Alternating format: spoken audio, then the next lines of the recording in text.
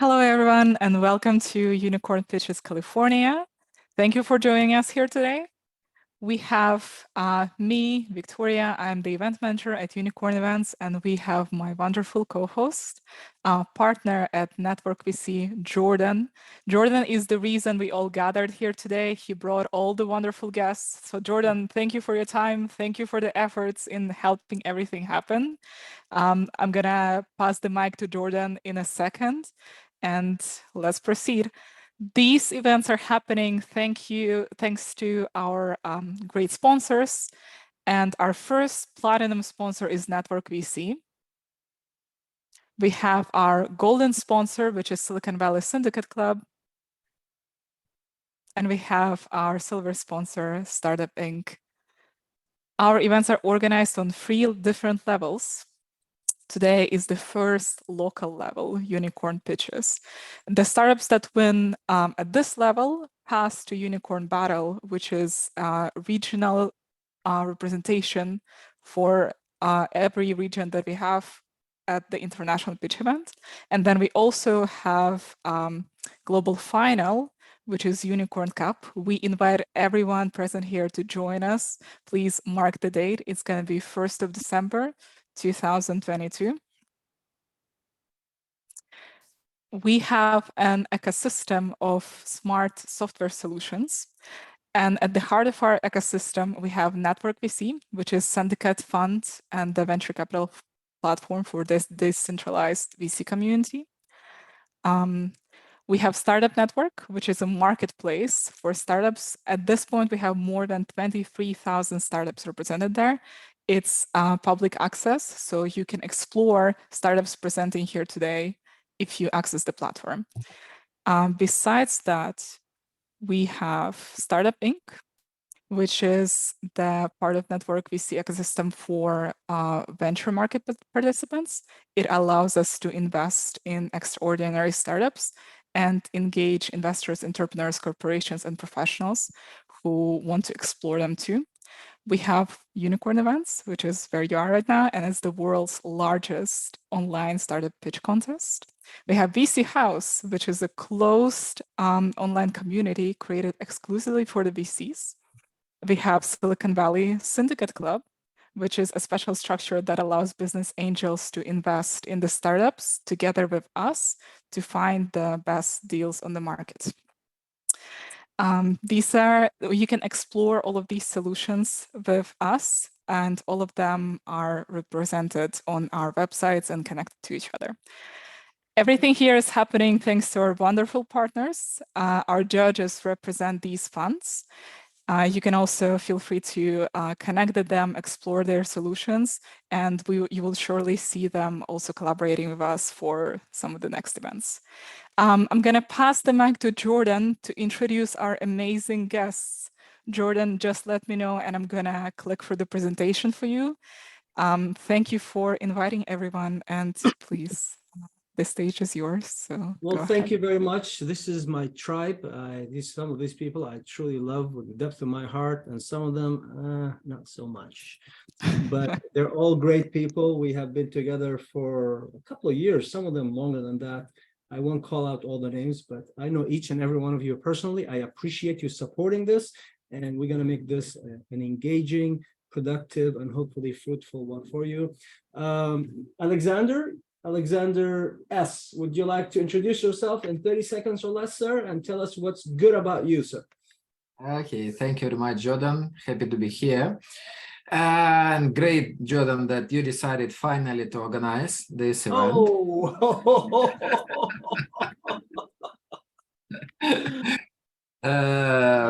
I'm talking about our fund. We usually invest up to $500,000 in one startup, and we are industry agnostic and geographically agnostic. But in terms of stage, we prefer to invest in late seed round A stage, and we invest in average 2 deals monthly, but want to invest more. So we participate and organize events so to find more better startups. Thank you very much, Victoria, Jordan. Thank you, Alexander. Thank you. Mr. G, what's going on with you, sir? Tell us who you are and what brings you here. Yeah, it's been such a long time, Jordan. I haven't seen you in what, 12 hours? I know, something like Oh that. my God. So no, it's great to be here. Great to see some familiar faces and friends. My name is Gary Fowler. I am a serial entrepreneur investor. I've been involved in 17 startups and several unicorns. I was on the original management team at Click Software, which was sold to Salesforce for $1.35 billion, and also Eva.ai. Love artificial intelligence, quantum computing, metaverse, Web3. Today, we have 121 companies in our portfolio from 52 countries around the world, and I'm looking forward to this. It's good to see familiar faces. Thank you. Thank you, sir. Thank you, Mr. Gary. Stratus, my good friend.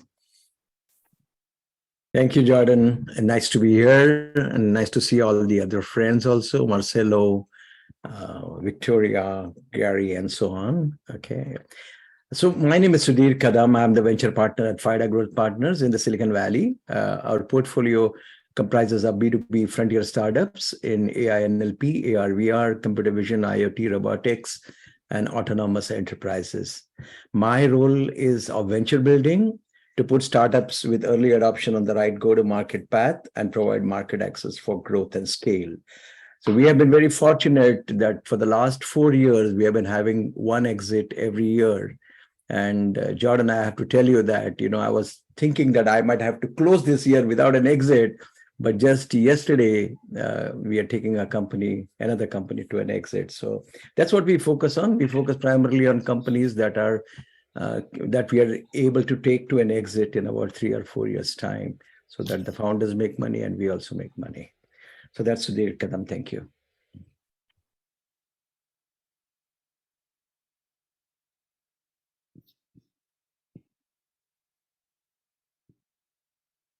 I think something might have gone wrong and Jordan disappeared. Jordan disappeared. Well, that's all right. Jordan will join us shortly, as I'm sure. If any of our guests wants to go ahead and introduce themselves, please do so.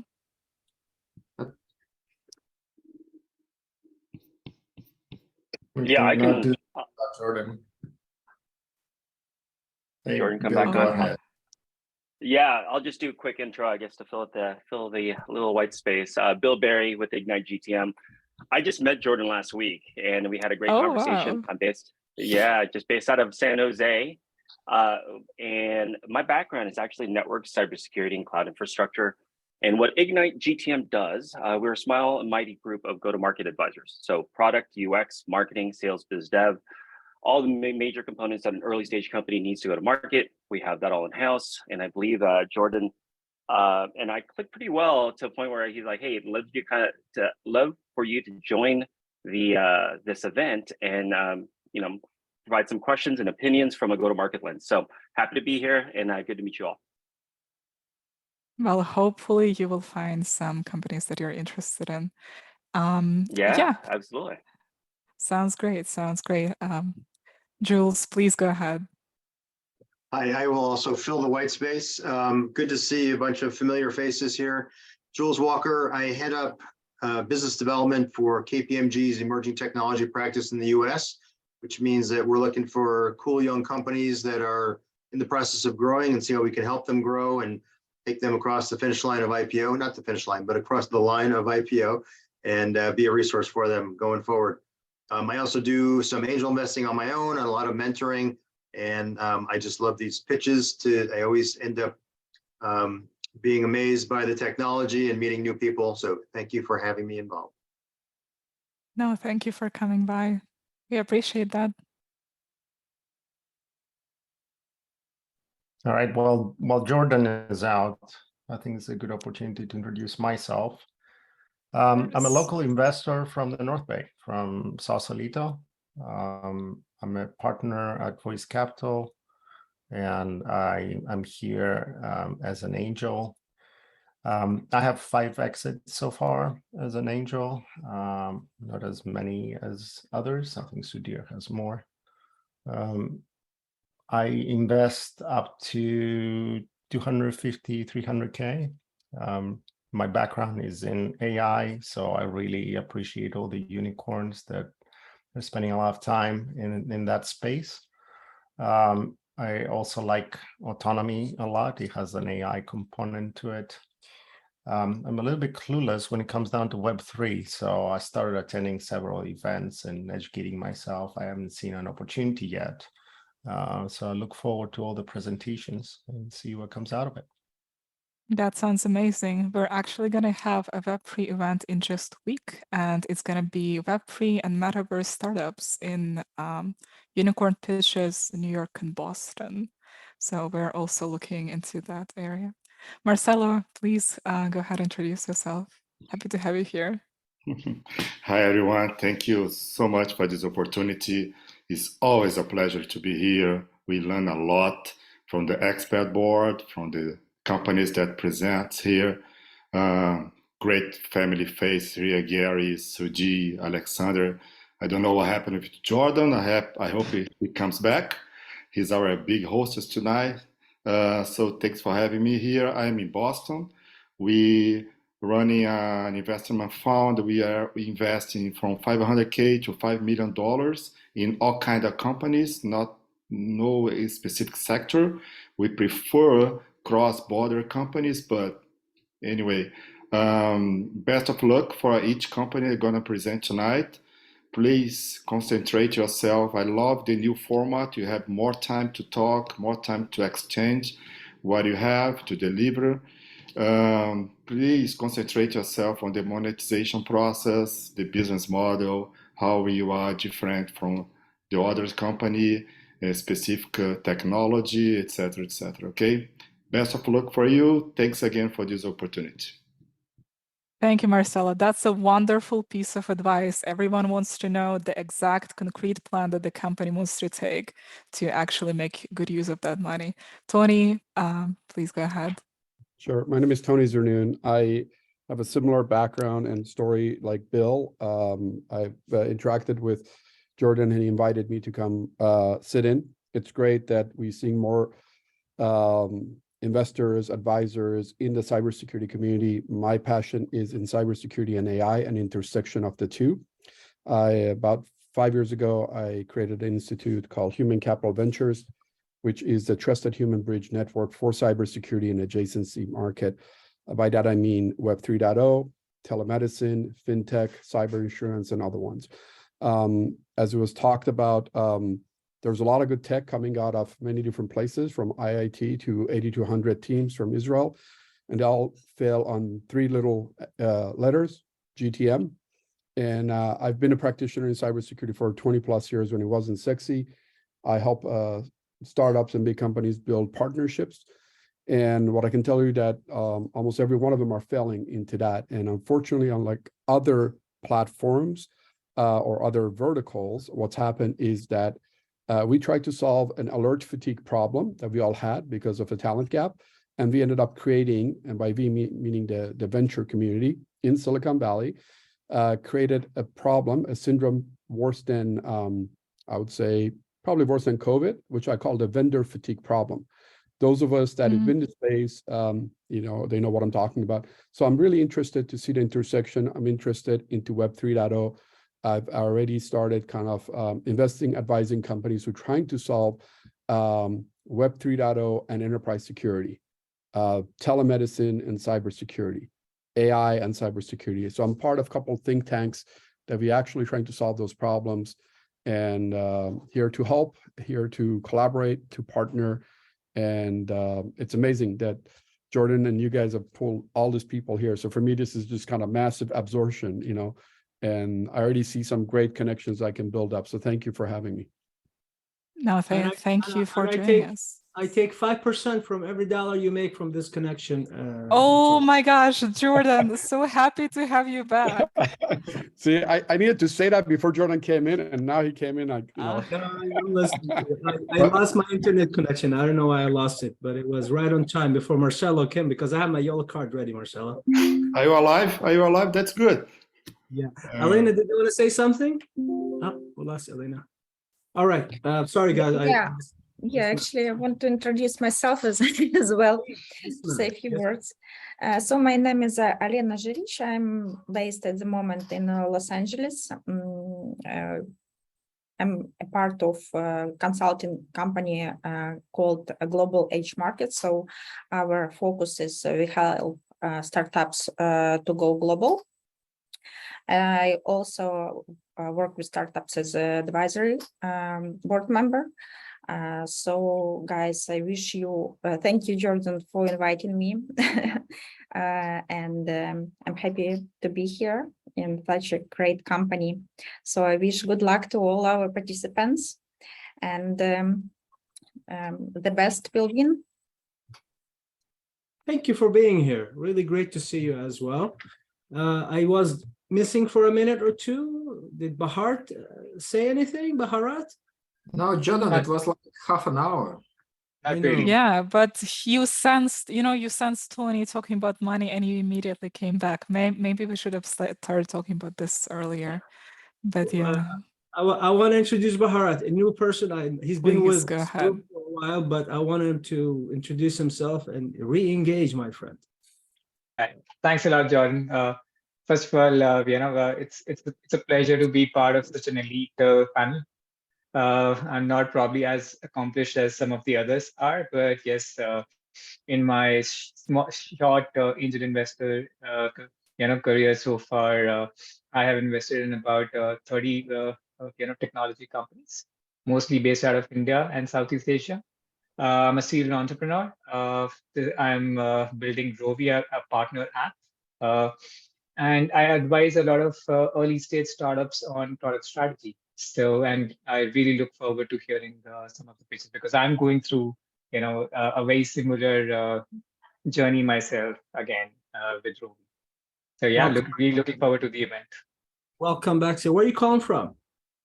I'm based out of Vancouver. I've recently moved to Vancouver earlier this year. You're still American in my book. It's good. Very close to right on the border. There you go. Did Kaichi say anything? I missed him if he said anything. There he is. Sure. Thanks for having me, Jordan. Hi everyone, I'm Kei from Yamato. Yamato is a logistics company in Japan, and I'm part of Yamato's corporate venture fund. We are focusing on supply chain and logistics, e-commerce, and mobility. So we focusing on pretty broad. So I'm looking forward to the event today. Again, thanks for having me, Jordan. It's my pleasure, sir. Always a pleasure. Once again, I was gone. Anyone hasn't introduced themselves from the investor side? All right. Alexander, did you say anything? Alexander A? No, I didn't. So I'm Alexander Aleshoev. I am member of several angel investment group, Karetsu Forum. Used to know Jordan for many years when met him when he was managing the angel investment fund. And I have three actually successful exits. But I'm still working. I am a CTO of software healthcare company Remedly, and hope it would be exit for next year. And I'm happy to be here and just participate. Thank you. Thank you, sir. Going once, going twice. Sold. Take it, Victoria. Oh, wait. Anyone else wants to present themselves? That was it. I don't know. Let me talk, Jordan. Oh, Aldo. Aldo, how can we do without Aldo? Go ahead, Aldo. How are you doing? I'm doing great. I'm very glad to participate in this event. We just have one unicorn pitches here in Chile and Peru a couple of weeks ago. So it is, as you mentioned, Victoria, the first step, but I'm sure that all of you will move forward. I'm normally an official judge and use this background at the Unicorn.Events, but right now Jordan invited me to participate with you and watch his wonderful event. Locally, we support the early stage and startups, but now personally I want to move forward and join the network VC. I am very enthusiastic with Jordan and watch team or go for Series A investment instead of just the seed or early stage. That's me. Thank you very much. Good luck to all of you. Thank you. We'll be delighted to have you. Bill Murray, Barry, did you speak, Bill? I did. I jumped in right when you jumped out. I jumped in. So I was I already introduced myself. So good to meet everybody. All right. So if we haven't missed anyone, back to you, Victoria, please. Yes. I think we should be all right. Jordan, very happy to have you back. Thank you everyone for the introductions. Hopefully we will have a bit of time in the end to network. Before we do all of the startups, I'm gonna just quickly run you through future voting process so that we don't create more uncertainty going forward. In the emails that I've sent you, there was also a link to the event with the Unicorn.Events event page. The number of the event is 35. Now, the voting will only happen after every single startup presents. But going forward, just to show this is what the page is going to look like. To ensure that you're voting right, you're going to need to make sure that you're on the right page. So the number here, you're going to click the voting link in the email. The number here is going to be 35. And then you're going to see all of the startups that are pitching here. And you're going to be able to mark the startups from 1 to 5. Once all of the startups present, we will only have around 30 seconds to maybe 1 minute for voting. And if you experience any technical issues at all, feel free to text in the Zoom chat, and you can text everyone. But we also have our other event manager who usually works on Unicorn Battles, Maria, here with us. And today she is acting as our main tech support member. So if you see in participants Maria support, you can also text her to clarify any of the technical details. Now, the voting hasn't opened yet, so it's not what it is right now. But once everyone finishes presenting, this is what we will see. And now with everything, all of this said and done, we're going to have 7 of our wonderful startups, and they're going to present in an order given to them before and displayed on our website. The startups will have each of them 3 minutes to present and then 5 minutes for the Q&A.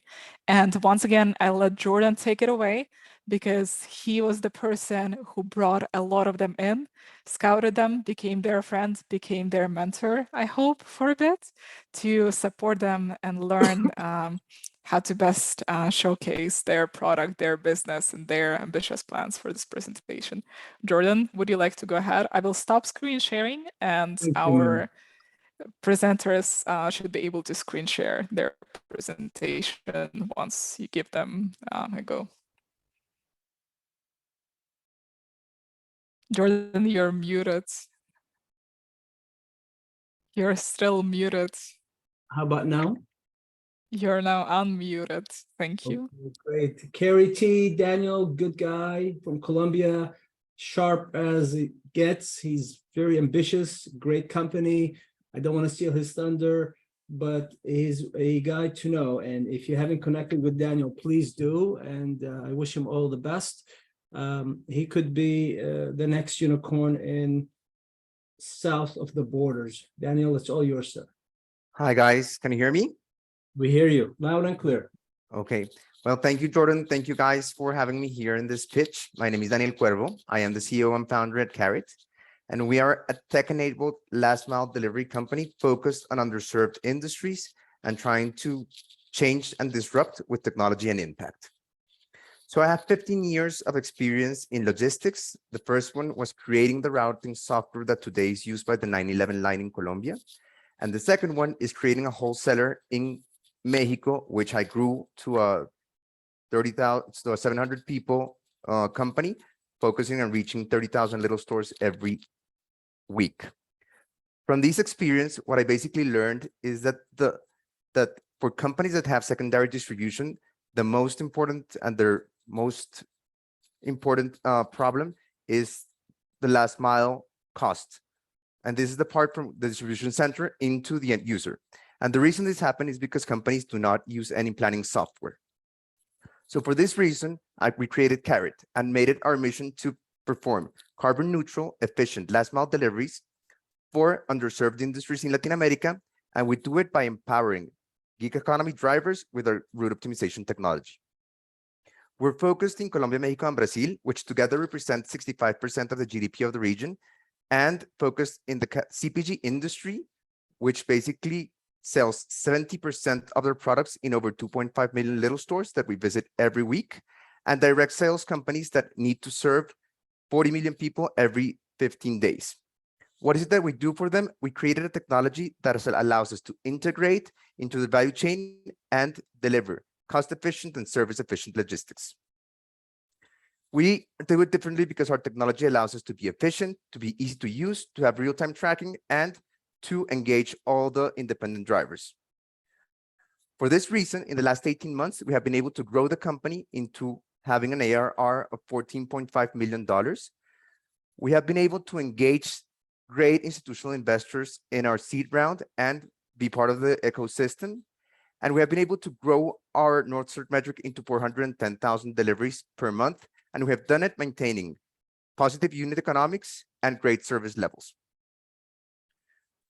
For all this, we expect by 2026 to be a $300 million company focused on growing in Colombia, Mexico, and Brazil, in which we believe we can reach 1,000 different consolidation hubs and over 3,000 drivers.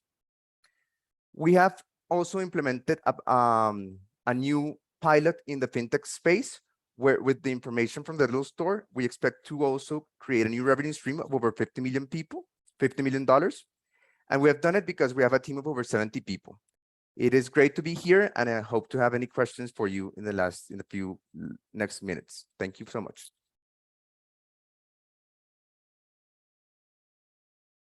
Wonderful work, Daniel. Thank you so much. Having spent 3 minutes, what other things you want to share with us before the judges start taking questions on you, sir? Well, basically, Jordan, I am very excited by this new revenue stream that we created.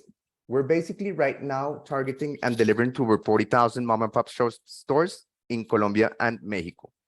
And for all these things, we have been able to achieve dealing with these little mom and pop stores are basically very little stores that are unbanked in 85% of the cases, but that deal with 70% of all the sales from Procter & Gamble, Unilever. What is it that we have that nobody else has in the region? And it's basically that we have the purchase history of each one of these little stores. So with all the information that we have, we are creating a new revenue stream in which we basically eliminate the use of cash that we handle. And therefore, we're able to create transactional fees that will represent $50 million in following 3 years from now. And this is very, very exciting for me because we're launching the pilot in the following weeks and expect to have over, 50 CPG companies that we work for right now and engaged in the product. Okay. Anything else you want to add, sir, before we open up for Q&A? A little bit on our growth. We have also been able to grow the company to having over 400 drivers working with us every day, doing over 410,000 deliveries every month. And well, we're basically scaling in Colombia, Mexico, and soon Brazil. And that's something very exciting for us to have. Thank you, sir. And you had a recent investor. You want to speak about that real quick before? Well, yes, we're closing our Series A round, or we already have a lead investor, which is one of the 4 biggest cosmetic groups in the world, a Brazilian company. And they're putting $1.2 million out of our $7 million round. We have also complementing with our follow-on tickets from previous investors. And we just got news that we're getting invested in a $2 million round from the biggest transportation group in Mexico. So Okay.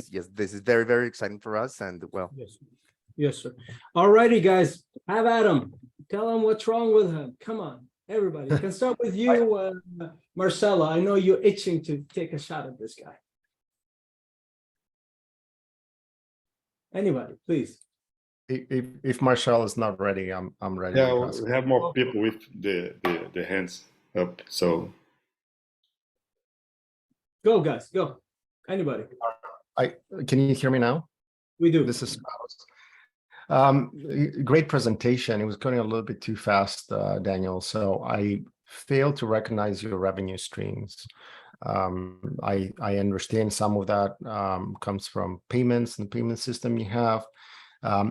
Are you crowdsourcing to drivers that have motorbikes and cars, or are these your employees? The drivers are your employees and you have your own equipment? okay, so great. Yes, it is very hard to try to present the company in 3 minutes, but okay, basically we have 2 different revenue streams. The logistic revenue stream, which we basically charge per delivery that we have. On average, it is around $1.2 per delivery in Colombia and around $3 in Mexico right now, and around 3.5 in Brazil. How is it that we make money out of this? So before we came in, an independent driver that had no technology was able to deliver around 50 deliveries per car per day. We come in, we put the routing efficiency, and we scale that number into 120. We pay the driver 110%, 110 to 120% of what he was paid before. We charge the customer on a per delivery base, reducing the cost of around 35%, and we maintain a gross margin of 28% out of all these numbers. So this is why, even though we've scaled very fast, we've been able to maintain an 11% EBITDA margin this year. Okay. So do you own the equipment, like the vehicles that the drivers are using? So you're managing a fleet? No, we are basically, they're entirely gig economy drivers paid on a daily base. We are scaling on a regulatory model in Latin America where you're able to hire independent drivers on a daily base and pay them on a daily base, because basically law allows you to do this in Colombia, Mexico, and Brazil, having no problems of this like gig economy, I don't know, labor things that have happened recently in the entire world.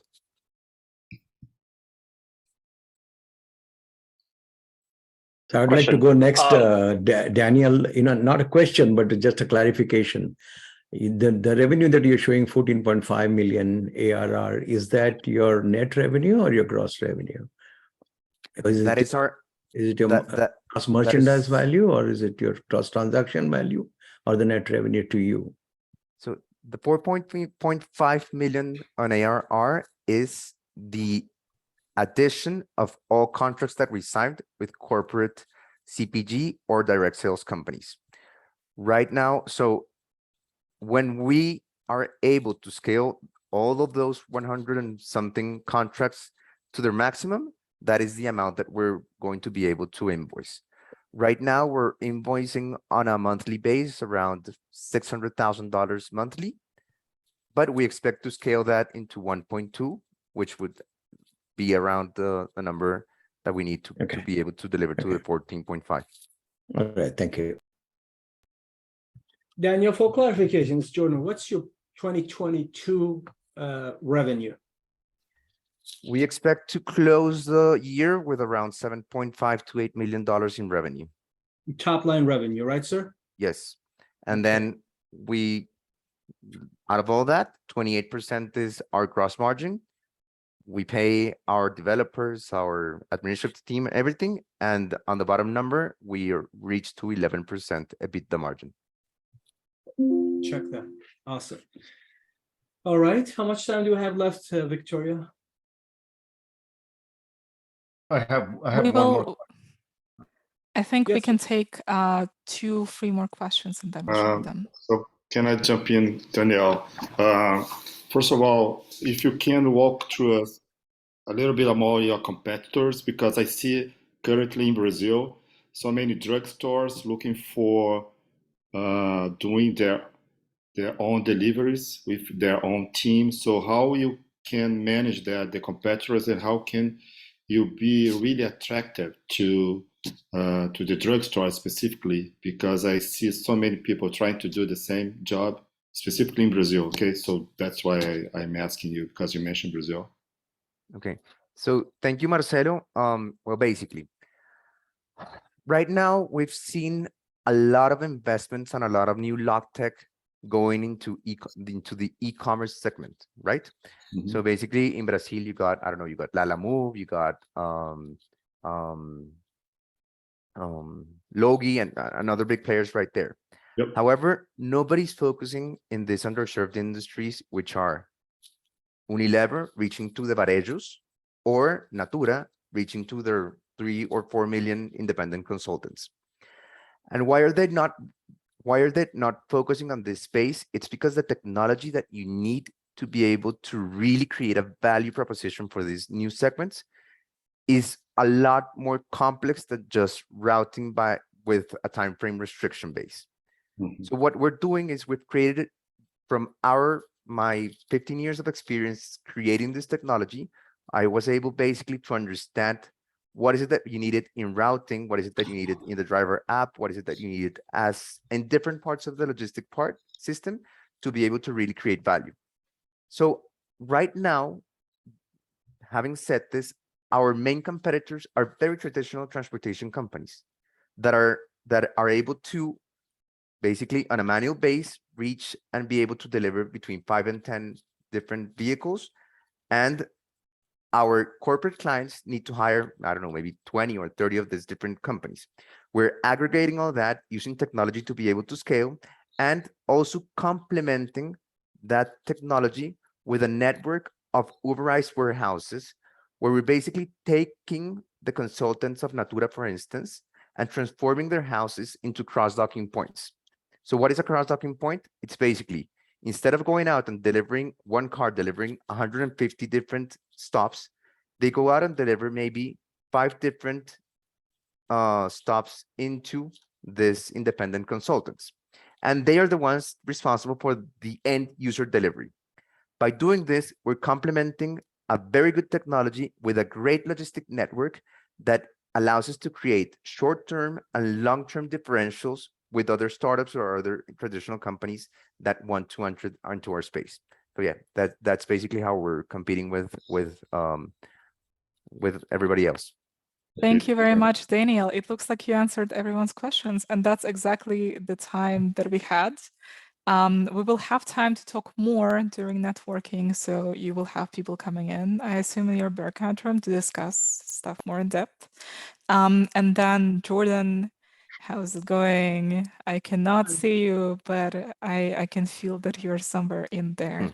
I am here. I very am much. loud and clear. I'm just trying not to be too distracting. So Amazing, amazing. So we have our next startup. next startup is, of course, Mr. Simply Capital. Let me see. Vivek, are you on?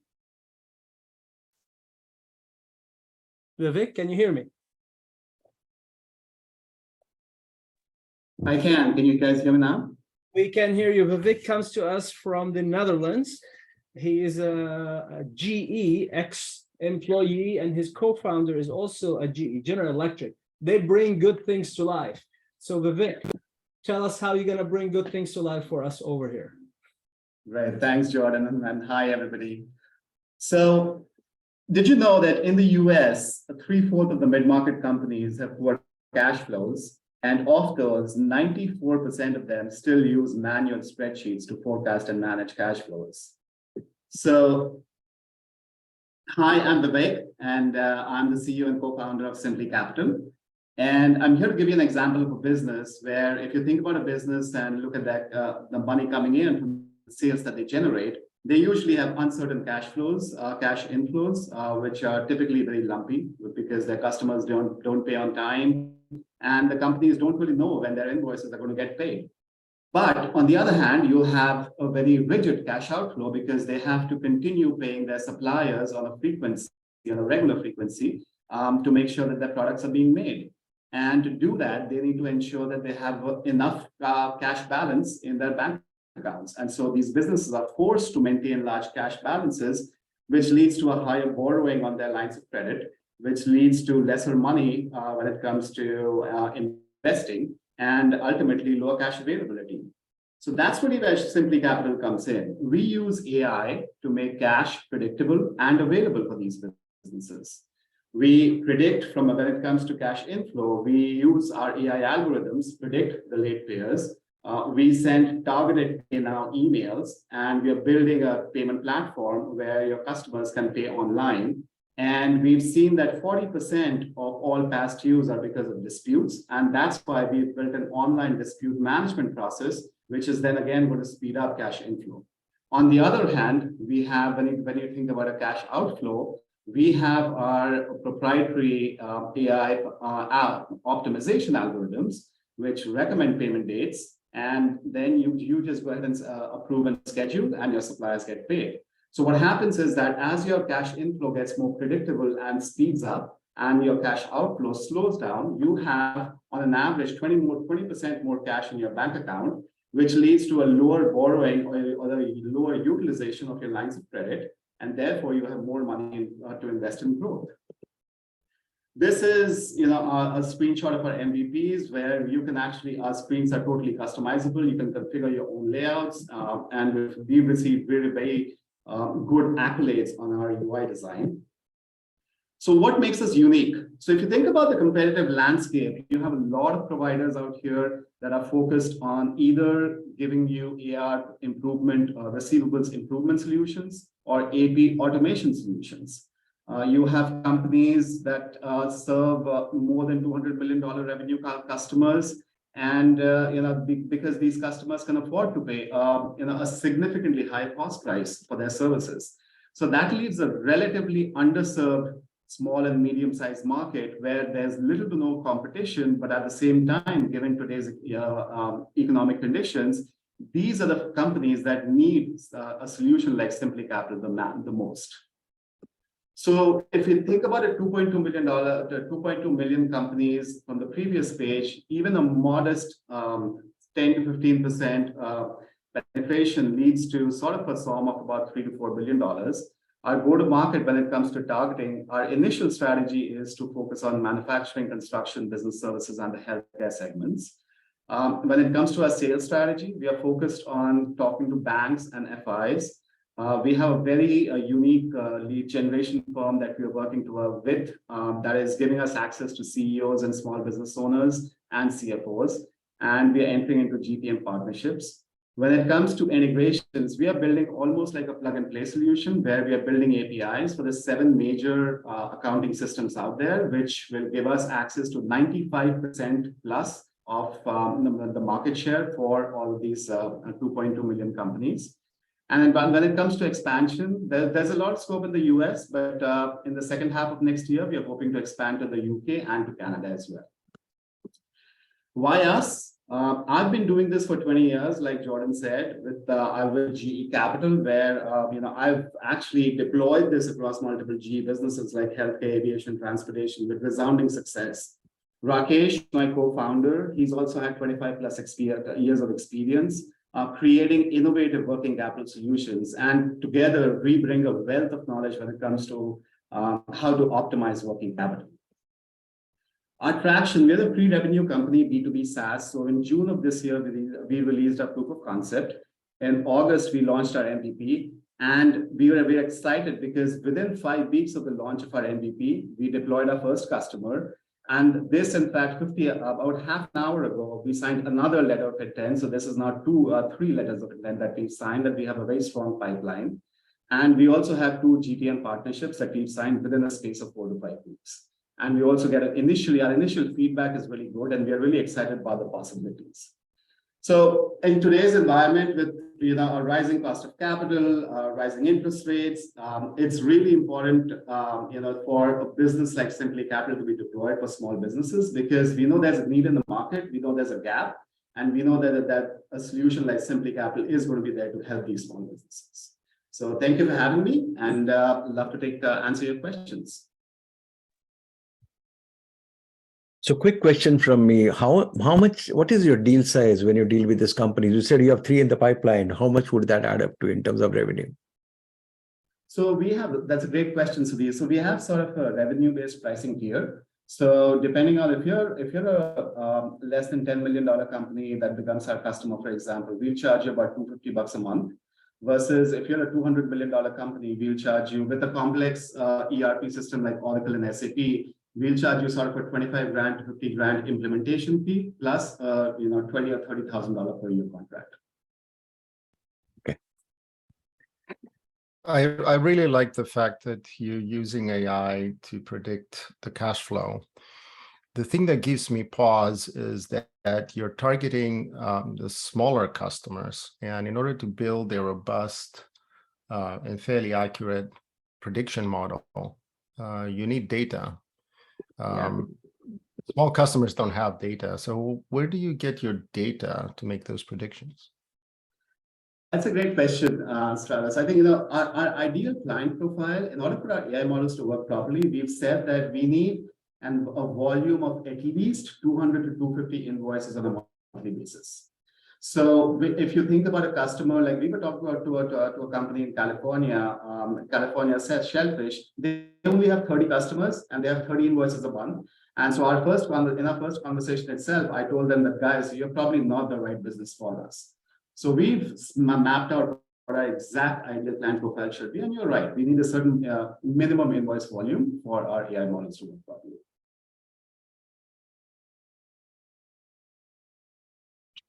Yeah, I had a question around that. One of our customers, our first customer is actually a $4 million company, and they do about 1,000 invoices a month. So it's a typical flow business and not sort of a structured business. So, it just depends on what type of industry, what type of business you're in.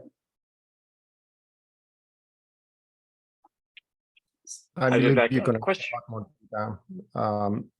Even building an arithmetic model, an ARIMA model, you need to capture cyclicity. And in order to do that, you probably need more than 1,000 data points. So I think it's going to be very challenging to have an accurate prediction. Yeah, I mean, when I said 1,000, I meant 1,000 a month. So, if you aggregate that over a period of 4 to 5 years, in this case, our company had 12 years of data. And so we had significant data points for that matter. Thank you for that. Vivek, I had yes, sir. A question around on the go-to-market side. I think that the value prop is clear, right? Cash flow management, and I mean that's something that everybody is concerned about. So if you're targeting a small enterprise, I could see that there could be a huge rush influx as far as filling up the funnel. How complex is each sale? And how long is the integration? Are you able to handle all the small enterprises at scale with the current team? Yeah, and that's why we're fundraising. Well, that's a great question.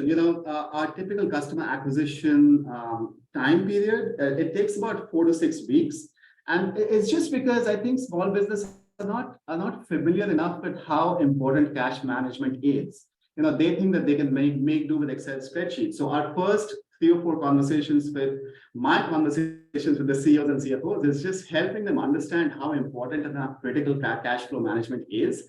And once they realize it, once they get it, then deploying it is not complex at all, because we are sort of building an almost plug and play solution. So our first customer was QuickBooks Online. We connected to that QuickBooks in a matter of minutes. We added customization requests, and then after 2 weeks, we set up a call and we said, "This is Simply Capital for you. Go ahead." So it's not, I think from a scale standpoint, for the second part of your question, 60%, 40% of our proceeds from our raise is going to go into our building an in-house IT team. And so we really want to make sure that, we can speed up the development and we can scale accordingly. Yeah, and a secondary question is, have you thought of a kind of a channel strategy around targeting CPAs, right, that are handling the books for a lot of these small enterprises? Absolutely. We're in fact talking to a CPA company in Connecticut right now as we speak. So we're exploring all those channels, and because these are the ones that give us access to all these small businesses, right? So yes, absolutely. I have a question about your go-to-market on the same thing on the small and medium size. I have used Build.com. I have a lot of startups that actually, when they're starting, particularly on services, that they start with Build.com. I don't see how your model is going to be able to compete with that, because I hear you say you want to go small, but then you tell me it's 4 to 6 weeks to get implemented. You already lost the startups, right? Their model they have is a freemium model. I use Build.com. The only reason I paid, my investment in them is for one service that they didn't offer to me, which was a recurring invoicing, right? Because of that, I paid $10 a month. Then I ran into the problem that you mentioned, the AR or accounts receivable, accounts payable, because I had consulting services and I had the reverse, and I had customers had to pay me.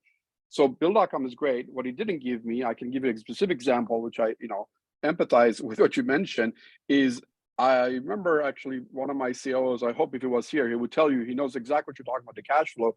One of the biggest customers that the entity had is the CEO didn't have a CPA. They're doing great, but he was always late on his invoices. Now, that's great that you give me the problem. Where's the solution, right? So it's kind of like you telling me my car is broken, but you're not offering me a solution to solve it. So if you're going to the startups, you need to tell me something that is a freemium. I click on it, SaaSify the product, or else remove that first column. You're not ready, sir, to go against the Build.com based on what I heard you say. So I think you're very much ready for the other columns, but I wouldn't waste cycles going against Build.com. I would partner with Build.com. I would sell your AI on top of Build.com, right? Don't go against them. Otherwise, I just Tony, I'm gonna give Vivek 20 extra seconds. I'm gonna bill you for the 20 extra seconds. Very long question. So go ahead, Vivek. You get 20 extra seconds.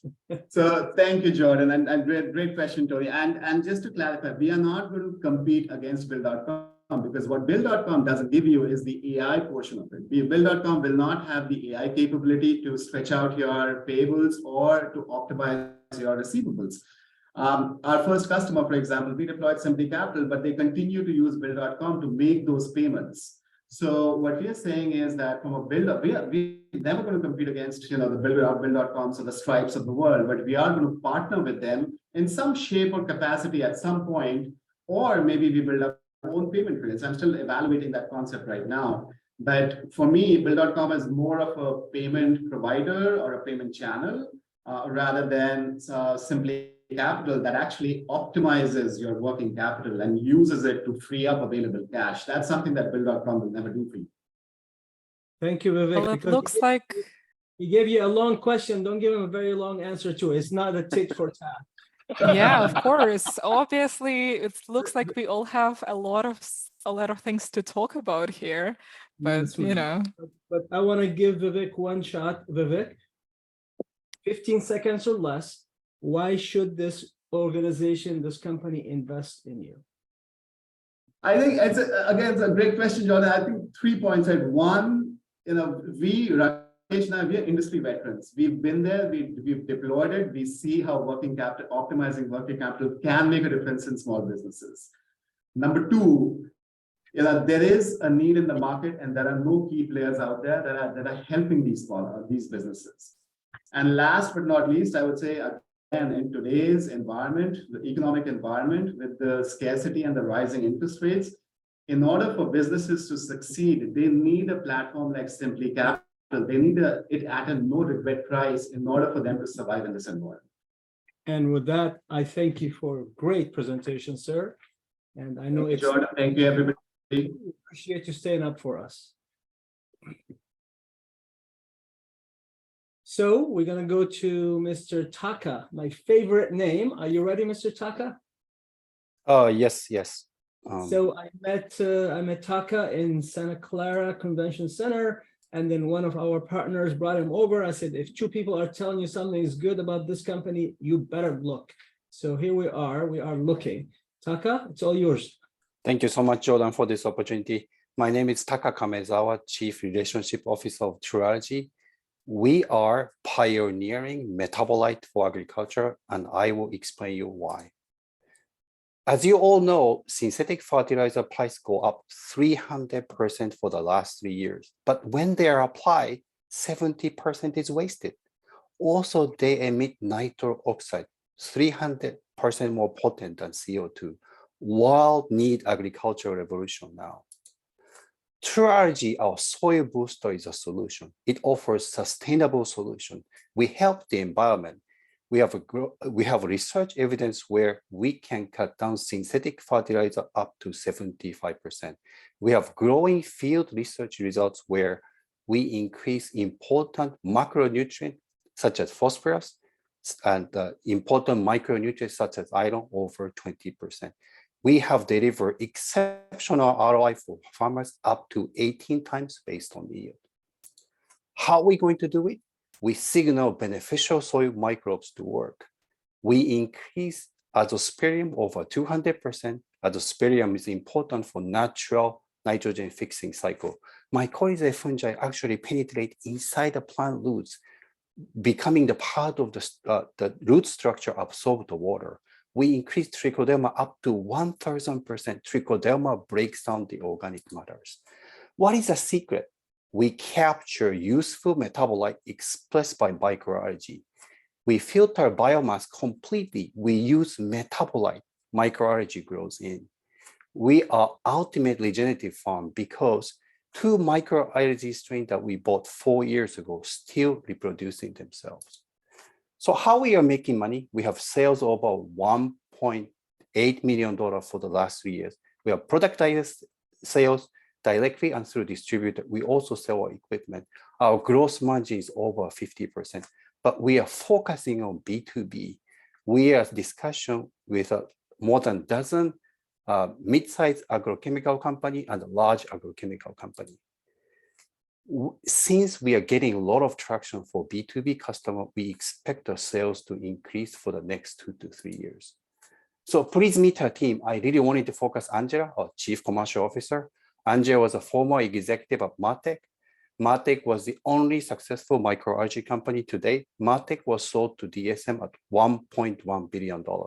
Pam Malone is the architect legend. She's a strategic advisor. She already sold 3 companies. So what is our exit strategy? We want to be acquired by these major company for agriculture. I didn't talk about chicken feed.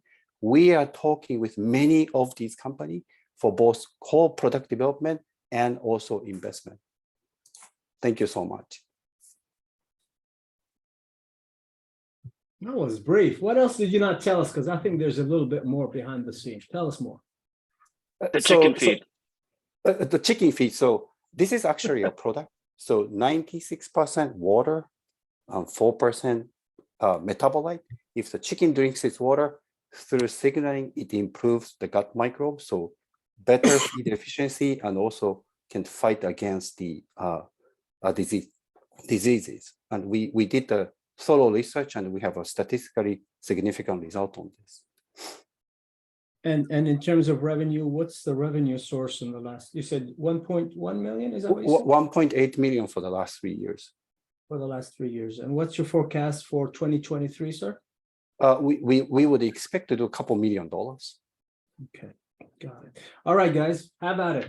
Go after the chicken feed guy. So Taka-san, while you answer all the questions, can you just go back to your revenue slide and just leave it there? That's, you can answer all the questions now for others. So do you have any questions, sir? No, I have no questions. I just want to see the revenue projections. Okay. Everyone is just flabbergasted by the product. But yeah, go ahead, please. All right. So first of all, I agree with Jordan. Taka is my favorite name now. Okay, so Taka-san, how much are you raising in this round, and what will be your? He's not allowed to say that. He's not allowed to say that, but he can type it in the chat because we're doing broadcasts on YouTube and SEC regulations and so forth. Okay, I'll go on the chat session. Thanks so much. So I posted on the chat already, but I can post it again. So the money you're raising, independent of how much what it is, tell us how you're spending that, sir. Oh, for research and development, because we are really pioneering the soil science and interaction of soil and the soil microbes and the plants. So we have to do a lot of research on this. Yeah. Taka, I don't see anything on chat from you. Can you post that to the host, not the host, the hosts and the panelists, please? Okay, I will do that. Yes, sir. Looking at Gary. Gary, are you still with us? I'm not sure if Gary's still there or not. Bill, I see Bill wants to ask the question as Bill, well. go for it, Bill. How do you find customers? It's very niche, right? So initially we started in Florida, so through networking, but we are hiring independent 2 consultants who has experience of selling biological product like ours for the last 25 years. But our focus is really now on B2B. Since we are talking to a dozen large companies, we are focusing on that for next phase of our expansion. Okay. Tell us more about the IP, please, and what makes it the way it is.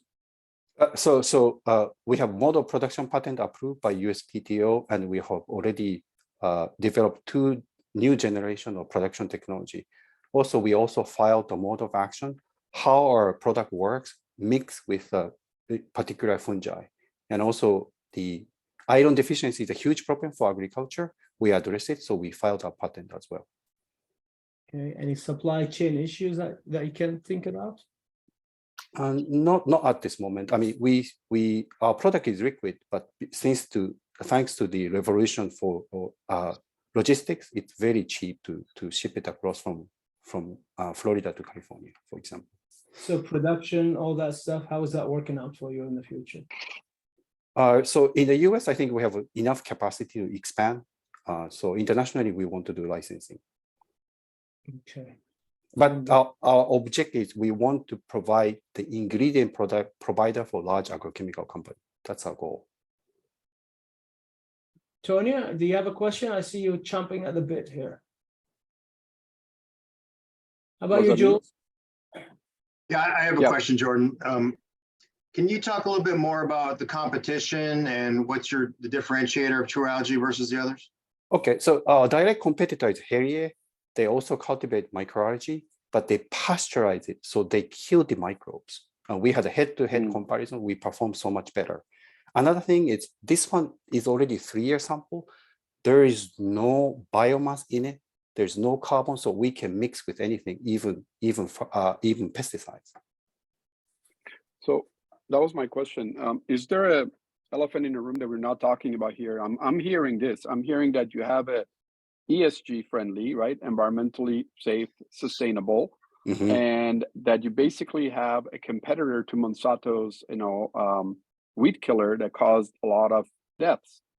Am I hearing that you're Monsanto's competitor that gives me a weed killer that doesn't kill my pets and avoids cancer and makes me money? So I think our competitive advantage on this is, if you apply synthetic fertilizer, a lot of wasted. So we can improve the use of those fertilizers. So it's even if we can cut down 20% of synthetic fertilizer, that's significant. Also, since we enhance beneficial soil microbe, some of the damage caused by those weed killer, we can recover the thriving microbe system in the soil, which is essential for the plants to grow. And a follow-up question is, you said distribution sales and B2B. What are the channel sales models that you have? Are you pursuing channel sales? So distributor is our channel. They have regional distributor. So we are increasing our sales through distributors. Okay, so am I going to see you like in Home Depots and Lowe's? So we are selling for retail, but that's not our focus, because I think since we are getting attention from large agrochemical company. I think our best time and effort for this is focus on these B2B sales. Got it. Thank you. Okay, with a few, any other questions? Any other burning questions? Just one, Jordan. Yes. First of all, congratulations for your presentation, Mr. Taka. Thank Quick you. question. I see that in your slide, I think that 2 slides before, you show us a lot of cost reduction in the better use of the soil because of the soil crisis. Yeah, this one. I'm trying to understand if I can put your business in a social impact investment fund. So how can you, how much to implement your solution, let's say, in a very poor area in Africa or Brazil or whatever, very poor area where you can provide you as a sponsor, or you can bring some investment fund, concentrate on social impact. So how much cost to implement your solution in some poor areas? So our model is highly scalable. So we can put everything in a container, ship it, and the month one, we can start producing a product. And since we use the natural sunlight, it doesn't cost much. So if there's $500,000 to buy our smaller unit, another working capital, $1 million, we can start setting up the plant. When you say it doesn't cost much, give me a sense of proportion. 10% less, 15% less? Compared to what? You said it doesn't cost much compared to whatever baseline you said it doesn't cost much against. Yeah, so we sell between $15 to $20 per gallon. Our production cost is about $3 per gallon, or even less with a new generation of technology. And you're competing against what price points right now? For example, for the iron deficiency product, we are 16% less than the existing product. Okay. Any others you can mention? I mean, the $15 per gallon, we are very price competitive because we deliver yield increase and so many other benefits. For example, extension of shelf life. All right. That's we also achieve. That's a good segue for 15 seconds. Tell us why we should invest in you, sir. So we are really cutting edge of soil science. I think we are the next solution for the global agriculture challenges that they're facing. So help us to make it happen. Okay. Well, you've done such a good job. I'm going to introduce you to somebody at Husla Ventures I met today. So they are into improving the human condition. And if they take the bite, I want 5% again. Thank you so much. We're having extremely productive discussions here Listen to today. me. I'm just joking. I don't want 5%. I want 7%. All right. Mr. Amos, you are up, my friend. Are you ready for this? Dr. Amos. Sorry, Dr. Amos. We still cannot hear you. One more time, sir. Unmute. That okay. So Dr. Amos is my favorite doctor in the house today. He hails from Florida. He's a Yale graduate, neurosurgeon, has run some business before, and he wants to make this thing happen. So, Dr. Amos, it's all yours. Okay, can you see my slide?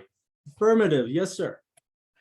Thank you very much, Jordan. It's an honor to know you. It's an honor to be here this evening for me. My name is Amos Dari, and I am the founder and CEO of MedMatch Network. We believe we are creating the future of patient-physician engagement. I became involved with this company as a neurosurgeon practicing for over 22 years. And I experienced some problems giving my patient care, especially coordinating their care. I realized that we were using outdated technology to power healthcare delivery and access. We were still using faxes and telephones to schedule patients. We were already in the age of electronic records, but there was no interoperability to make them efficient. one key legislation that has made it possible for companies like ours to jump into the space is the 21st Century Act, which fosters interoperability, prevents information blocking, and allows third parties to host health APIs. The problem is real to providers. It's expensive. It leads to lost referrals, lost revenue, delay in care, lapses in regulatory compliance. It takes up to 4 full-time employees in the doctor's office to handle a patient referral, answering phones and faxes.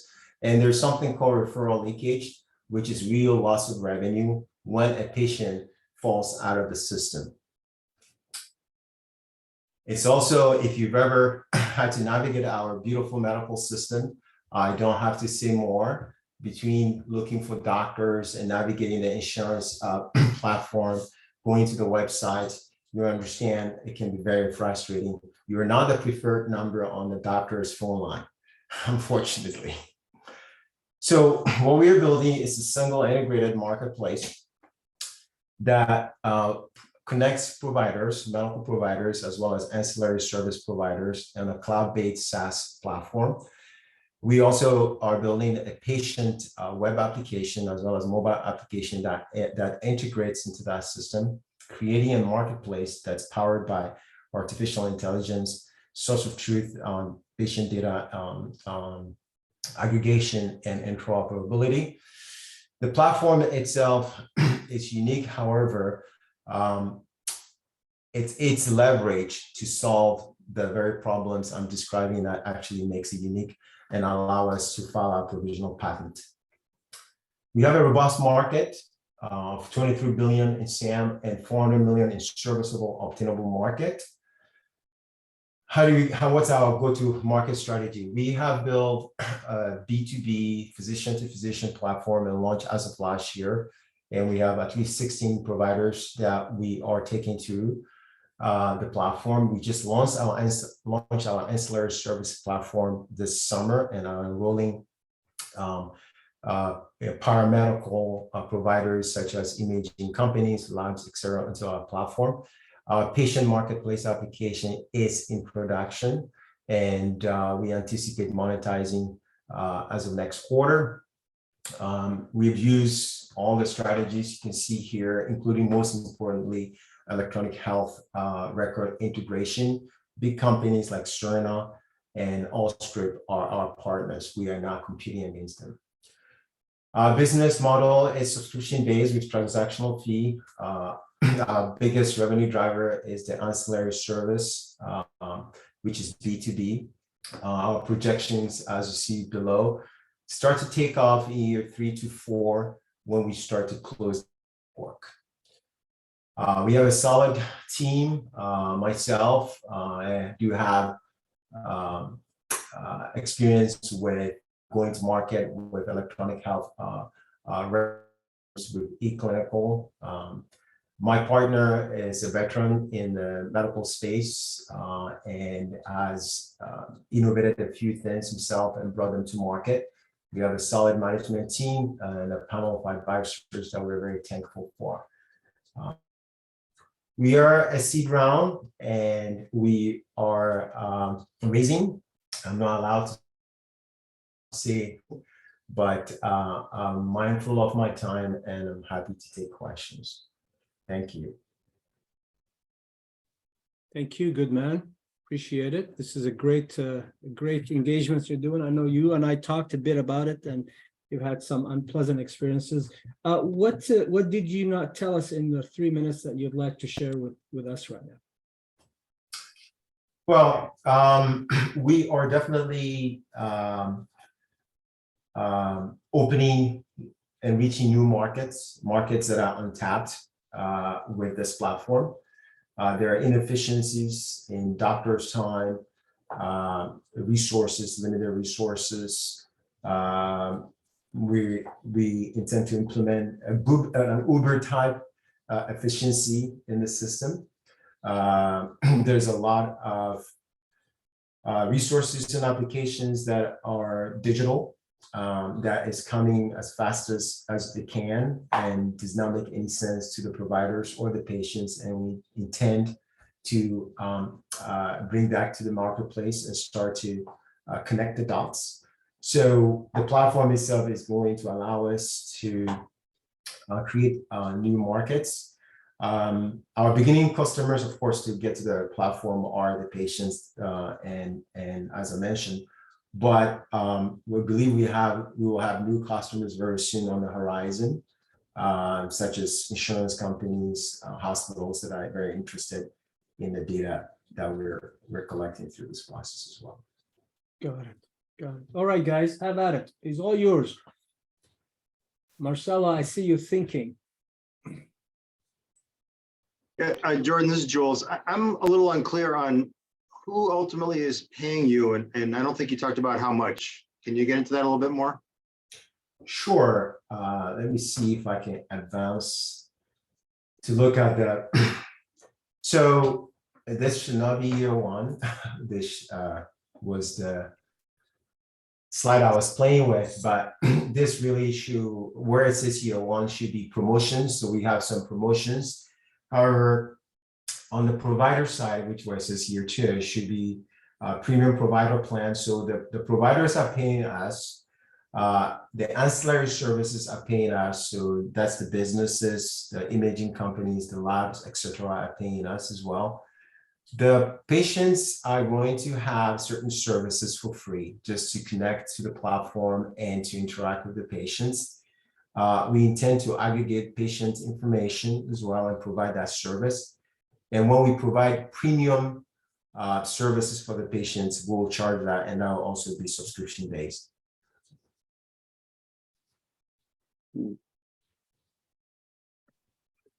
Amos, this is purely on just the time of these individuals, or are you trying to sell other things, equipment, availability of resources? Tell me more about that, please. Yes. So what we've encountered is there's a fair amount of inefficiencies in doctor offices as far as availability of lab space or the office space, all the way up to imaging studies in small groups that we can start to bring onto the platform and make that available to the patients as well. So that's a market I spoke to briefly, and we intend to also reach that market through subscription. For every for primary cares, for every 5 primary care, there's at least 3 of them that have a lab they use once a week in the office. So that market exists. In the specialists, that even it's much higher. So we're tapping into that market as well. What's ancillary services for everybody that's listening, other than you and me? Ancillary services, or otherwise known as paramedical, where these are labs, imaging centers. There are pathology groups across the country that are coming onto our platform. Now, digital health applications are actually considered ancillary services. Our API into that system is allowing us to take that to make that even more accessible to providers and patients. Okay, got it. And regardless of how much money you're raising, what's the spend going to be? What are we spending the money on? Allocation of money? Allocation of the money is to complete our development on the patient side. Most of it is going to use to scale the platform, and will be spent on sales force when it comes to the enterprise sales and marketing, as well as just overhead to drive the business and to scale. Thank you for that. Alexander S., you're very quiet. That's unlike you, sir. I'm just waiting, Jordan, waiting. Oh, don't wait, jump in. Thank you. I see that you also mentioned that you have you want to invest in furthermore new products. So which are the new products? What's next after this stage of your company? What's next in terms of products and services? Well, there is a huge area of artificial intelligence that we are so the platform itself, just think of it as the infrastructure. Now we are going to use that to solve different issues in the medical ecosystems. I'm not sure if you're familiar with things like accountable care organizations that require optimization of keeps for Medicare to be reimbursed. So on having that data, you can enrich that data and apply predictive analytics. So for us, there are several use cases that we can apply leverage the platform for. Doctor, Right. I have a question. Yes, sir. So my partner is actually an attendee, and he knows the space pretty well, and he's definitely leaning forward into this. So his question is around how are you handling pre-authorizations as far as the dynamic with insurance companies? That's a very good one. Right now, we don't have access to all the APIs. So there's a company called Ability as a third party. We can API into their portal, and it's a workaround for now, but the anticipation is that once the insurance companies have their APIs accessible, that's just an evolution, we'll be able to directly pipe into the API of insurance companies, but we're basically handing it over to Ability, and there's still a little bit of a reminder manual work there. But the first step is finding a provider that takes the patient's insurance within the geographic area and scheduling that, making sure it doesn't fall through the crack. It's in the platform, it pulls in the patients, puts the patient as a passenger and the physician as a driver on the same platform. One thing I didn't speak about is access to data. As we centralize the data, everybody in that ecosystem has access to that data. And with the current legislation, the patient is empowered. I hate to think this is a Web3, but it's leading to decentralization of medical data and access to healthcare, because then the patient is empowered to create their own quote unquote metaverse or marketplace where the doctor can come in and they're empowered to come in and go and not restricted to the networks, the medical networks. So this is really the evolution of the patient having access, controlling access. If you move from wherever you live to another state, you wouldn't have to make 100 phone calls to find a provider and get all your records there and all that stuff. So this is really changing how the patient is going to have access to care. Thank you, Ms. Dr. Amos. Last words. What's so special about you we should invest? I have a nice smile. I'm from a long way back home. I arrived in this country in 2000. I forgot how long ago. I don't want to age myself, but I understand what it takes to be successful. I have proven that over and over again. I'm very passionate about this particular problem. I'm thankful for the team I have around me. And if you invest, you'll be investing in me. And that's all I can say. I can predict the future. Awesome. Well, thank you for that. Thank you. Don't forget to vote for Miss Dr. Amos. I call him Amos between he and I, so I'm struggling with this. Mr. Amos, Dr. Amos, all that good stuff. All right, Tom. Thank you for the opportunity. Thank you. My pleasure. Tom and I met at TechCrunch. Really impressive gentleman. I won't tell you all the good things I know about him because it'll be biasing, but he's competing with the big Carta. So Tom, are you there? Yes, I'm here. Can you hear me? Yes, we hear you. Perfect. Thank you so much, everyone. Jordan, Victoria, thank you so much.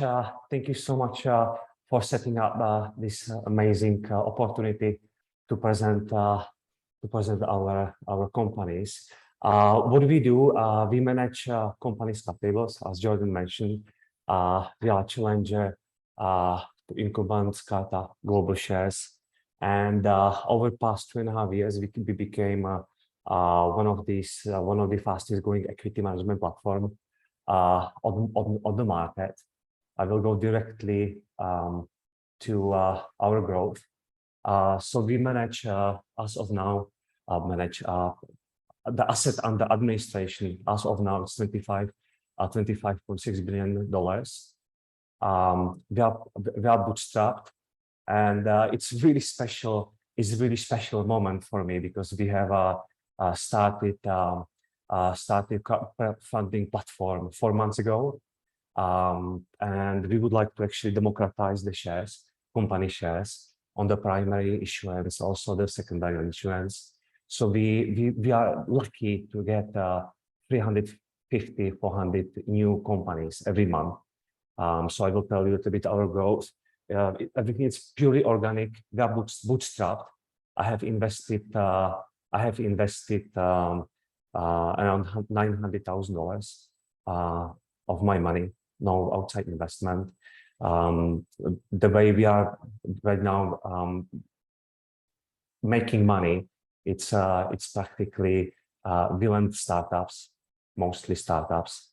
So our focus is seed round all the way to B round. We are very, very successful at what we do. So mostly our customers were back in 2021. In average, the valuation of our customer will be $4.5 million. It go to 23 million in 2022, and we expect to expand all the way in 2025 to $150 million. The $500 billion asset under administration is very important for us because we can deploy multiple services. So what we do now, we bundle cap table, tax, and compliance products and sell them. So in average, we charge $2,500. And again, you know, our goal is to actually democratize the shares. And as we speak, we submitted a Reg CF form. So this is public, and I have good to go to present this information with the investors. It happened practically like 60 minutes, 70 minutes ago. Funny coincidence. So once again, thank you so much for this opportunity. The timing couldn't be better. So a little bit about the competitor landscape. Carta, most of you know Carta. They are mostly focused on later stage companies. If you want to set up your entity on the Carta, you need to go through sales. You need to go through the success managers. With us, you can practically onboard companies within 10 minutes. Within 10 minutes, issue shares to founders, employees, investors right away. So we are fast, and because we had a lack of funding, we managed to bootstrap the company and get this remarkable growth. This is our team. Colin and Martin are my closest friends and co-workers, colleagues. We built 3 companies before. If I need any advice, we have a 16 advisors. So I always go to different people. So that's why we were able actually to bootstrap the company again to 25.6 billion asset administration. We do valuations. Again, we are one of the fastest growing valuation company on the market. We are NACV certified. Our valuation analysts, we have analyzed around 8 billion companies, and we have 9,000 companies now on the platform. If Jordan would usually ask why to invest in us, we have traction, we have team, and I was always very careful with money, and the key was always client. And we've been through many different offering shares restructuring or company restructuring, different multiple products. So we would like to make really the shares more democratic, and it's very important because, as you may know, the public offering is on decline. In 2000, we had roughly 7,000 publicly traded companies. 2020, 4,000.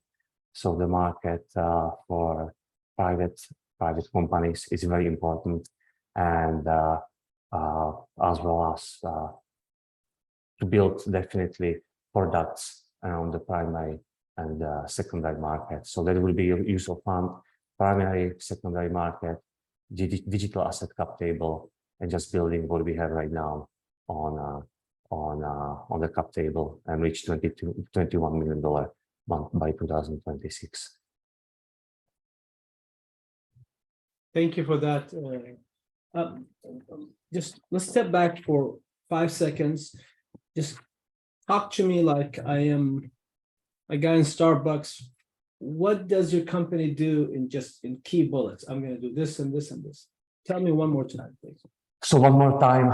So if you're a startup, seed round all the way to B round, you usually use a spreadsheet or expensive different softwares, but mostly Excel sheet manage trillions of dollars of asset. So you go to equista.com and you issue shares, founders, investors, and employees.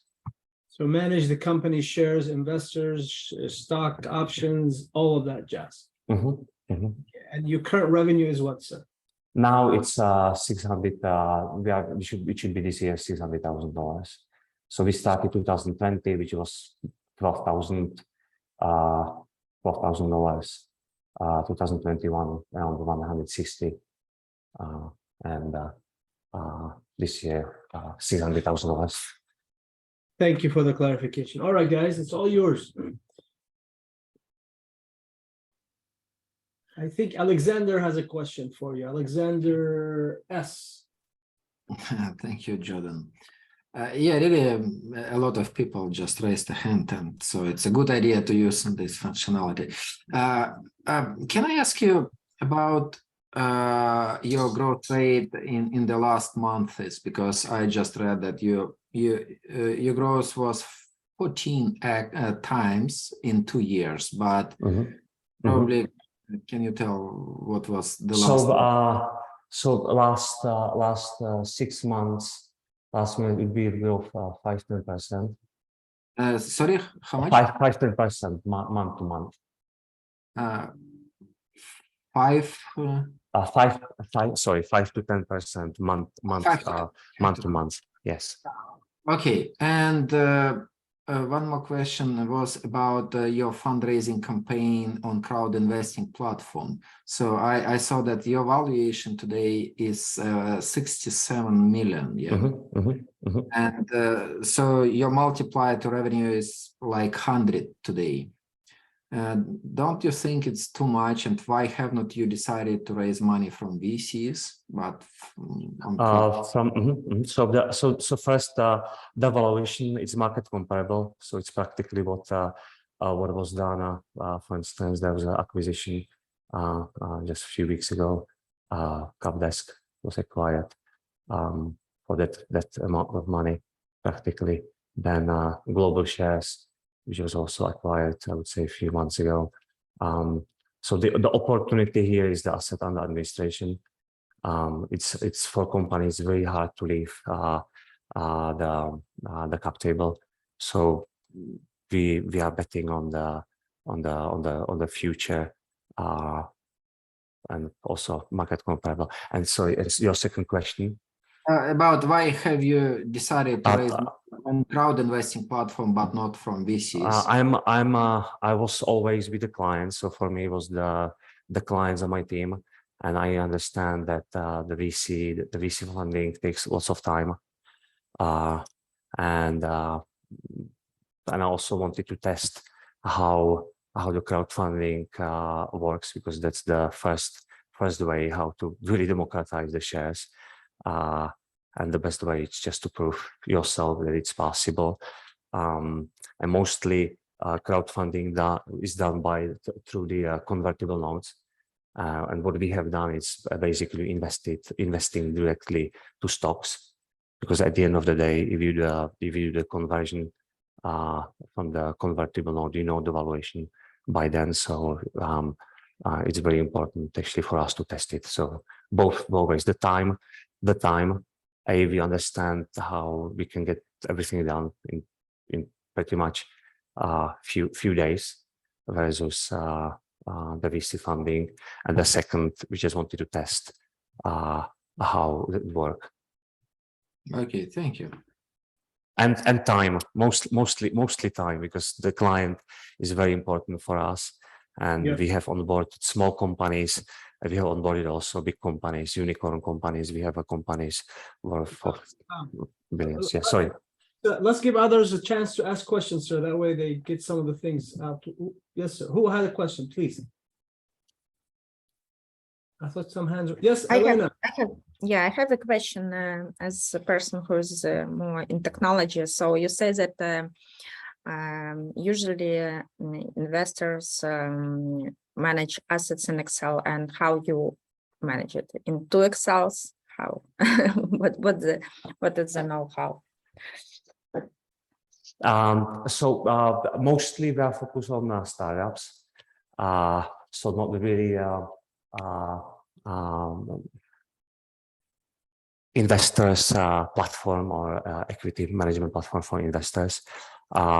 You as an investor can manage multiple companies, but it's not consolidated. That's the product we would like to build in the future. So for now, it's basically for the founders. If you're starting a company, so you distribute shares directly through our platform.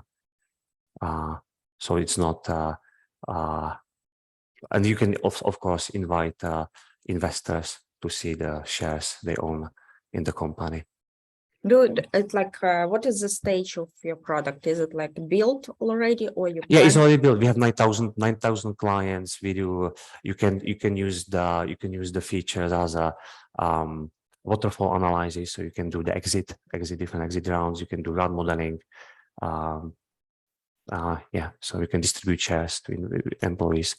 So we are practically done with the first phase, but now it's very important to start monetizing the asset.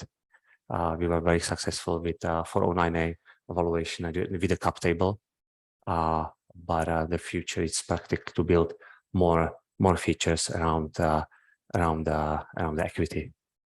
Sounds like we still have things to discuss, but I'm afraid we have to move forward, Jordan.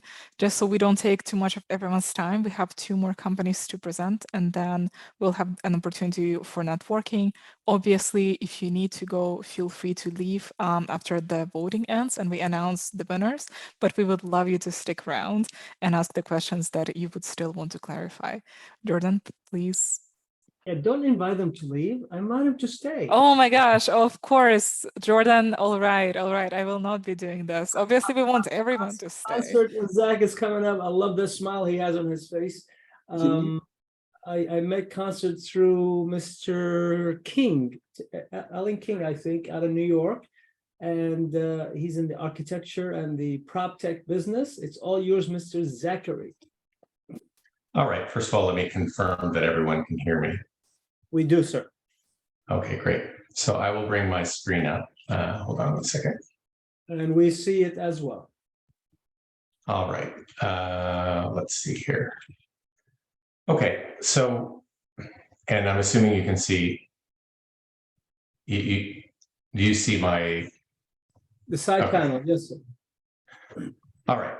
So, so first of all, I want to just Zachary, if I may interrupt, we're not seeing the full screen. We're seeing partial of the screen. If you want to do a slideshow or something, that would be much better. Okay, let me see here.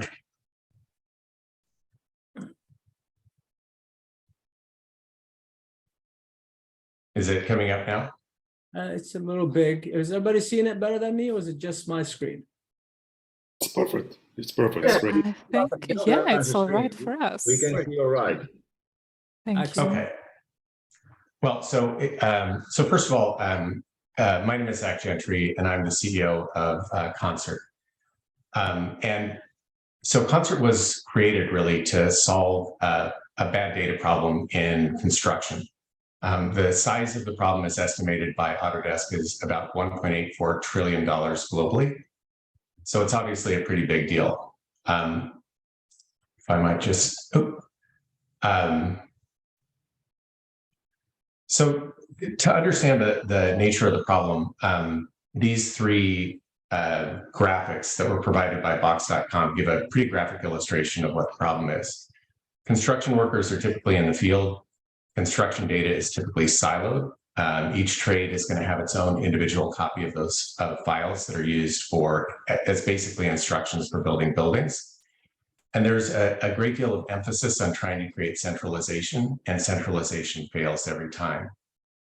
The current estimate for bad data at the end of a project is about 95% wrong. And that's based on a study that was done by Aon, an insurance company. So having trouble with it.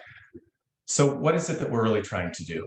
So essentially what we're trying to do is make it possible for architects to be the agents of the data that's created, and to have a solution that allows them to be able to propagate that data throughout a project. To understand what that really, the way that we do that, we don't actually centralize the data. What we do is we have a different way of securing the data for everyone's use. We leave the data where it is, and we tag the data. We tag the data using a proprietary method of data authorization based on a blockchain. With every collection of data, the person who authorizes it has the ability to ensure that it doesn't change. And they do that so that they can protect their IP and so that they can ensure the provenance of the data through time. Anytime anyone wants to make a change, they certainly can, but that change then has to be authorized by the architect who is the license behind that data. So really what we're trying to do is put architects back in a kind of primary position in the execution of the projects. It should come as no surprise that we were founded by architecture firms. We were actually founded by 7 of the top 100 architecture firms in the US. We were in our, at present time, we are in an early stage of growth of the company. We have done, as of this morning, about 202 projects with an estimated project value of about $20.3 billion. So obviously we're on the upward trajectory of a hockey stick. By the end of that gets us to about 11 projects a week on average. By the end of the year, based on our projections, what we're hearing from our customers and our onboarding activities, we expect to be at about 30 projects a week. And to understand what a project means for us, it's basically once they're tied into using Concert as the data platform, it's often contractually guaranteed. But once they start using Concert as their data management platform, that generally means we get about $5,000 in revenue per project. Now, it doesn't come immediately. I'll explain the business model in just a second. We're working with those 7 customers. We also have another probably 40 customers at various stages of development. This is a probability weighted pipeline. Our actual pipeline, if on a non-probability weighted basis, is about $180 million. Those are customers who are either in pilot phase, have considered how they would implement it, or are still in a kind of earlier market development stage. The people that came together to form this, I've been in the building construction, building technologies market for the last 20 years. I have 4 successful exits, one as a founder, one as an early executive, one in private equity, and one as an IPO. So I've been through a lot of different phases of building technologies and taking them to successful exits. Two of the people that joined me in this on my team were both from one of the architecture firms from which we were basically birthed. One of them left a CEO position at that firm and the other left a CTO position at that firm. So they came to join me in that effort. Outside of that, we also have a software development team based in Silicon Valley. So Jordan, you were wondering if there were Californians. We do have Californians, I'm happy to say. To understand how we get paid, essentially we get paid from either creating collections. You might think of this as minting. If you're talking about NFTs, it's essentially the same idea. And we get paid $10 if they sign it with a digital signature. We have a process for onboarding professional licenses that scrapes the websites of the various state licensing agencies so that we know whether the licenses are up to date and can report and update that annually. But when they use one of those in an authorized exchange, we charge $10 per transaction. The sum, as you see, kind of through the construction stages of the process, you see how the revenue comes in. I showed earlier the trajectory of our revenue. Our revenue, obviously, this year, based on what you're seeing here, is not high.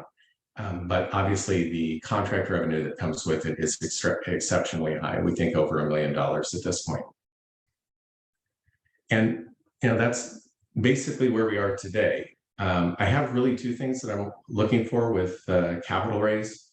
We're looking for a way to move beyond our kind of onboarding of our current customers into a much broader outreach. And we're looking for integrations, product integrations. Right now, we have an integration with Autodesk, which is one of our major, one of the major sources for authoring software and design and construction. There's probably about 10 other companies that we need to be integrated in. The integration means that we get paid basically as a toll booth. And that's kind of the trajectory that we foresee for the company. We're in a pre-seed stage, moving into a seed stage, and we're racing for a seed stage, and I'll leave it at that. And that is it for me. Well done. Really like it. You're graying a bit more since I saw you last time. What's going on, Zach? You say that every time we see each other. Well, you gray more every time I see you. Is it me? That's part of startup life. So anything you left off in the 3 minutes you'd like to add? Yeah, I mean, I'm extremely focused on the architectural market. That's where we cut our teeth, and that's where we're really leading the way. But we have a couple other really interesting markets. One is that we're being used by real estate for kind of minting their digital assets on the real estate side. So we have some real estate developers who are using us in their existing buildings. And we also have a thrust into transportation and transportation engineering, working through state departments of transportation. Now, obviously, we're not super excited about the pace of government action, but we're getting in demos next year. Once we're in those once we're with those states, it's very, very difficult to displace software. So it's not the core thrust of our activity, but it's an exciting new opportunity that we'll look forward to in the coming years. All right, gentlemen and ladies, take it away. Don't be shy. Go, Elena. Yeah, actually, I have a question. Honestly speaking, I saw a lot of similar startups. But I never heard about like any successful, really public case. So why you think that maybe your competition is not so successful? I know of no other company like mine, and we don't compete against any small companies. Generally, what we're competing against is the central data repositories from Oracle and Autodesk and Procore and other large companies. And we have a decentralized platform that competes directly with them and kicks their ass. So I don't know who those other startups are. Yeah, so that's a problem. If there is no competition, it's also a problem.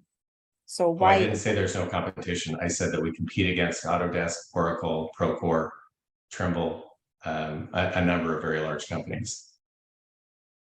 And what is the indication for you that you won this battle?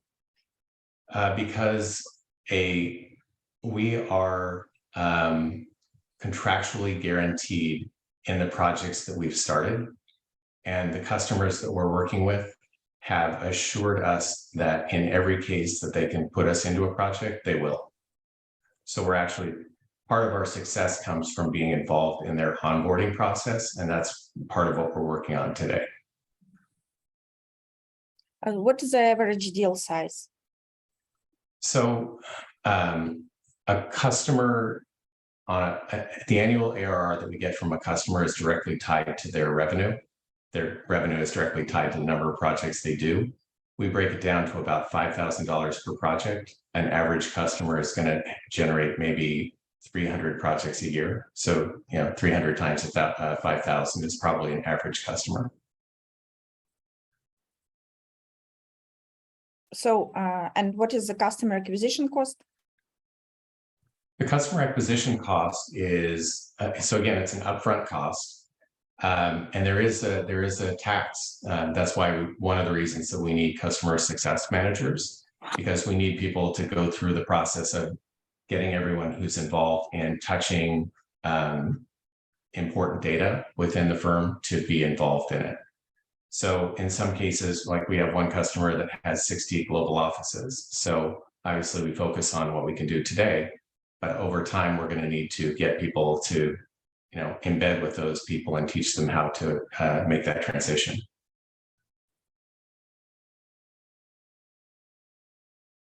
Okay, thanks.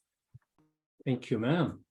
And can you tell me, please? I just did not understand what will be your revenue in 2022 approximately. 2022 we'll probably do less than $10,000, but we'll have started probably 250 new projects that each will generate $5,000 in transaction fees over a 24 to 36 month life cycle. Okay, and yeah, that's all probably.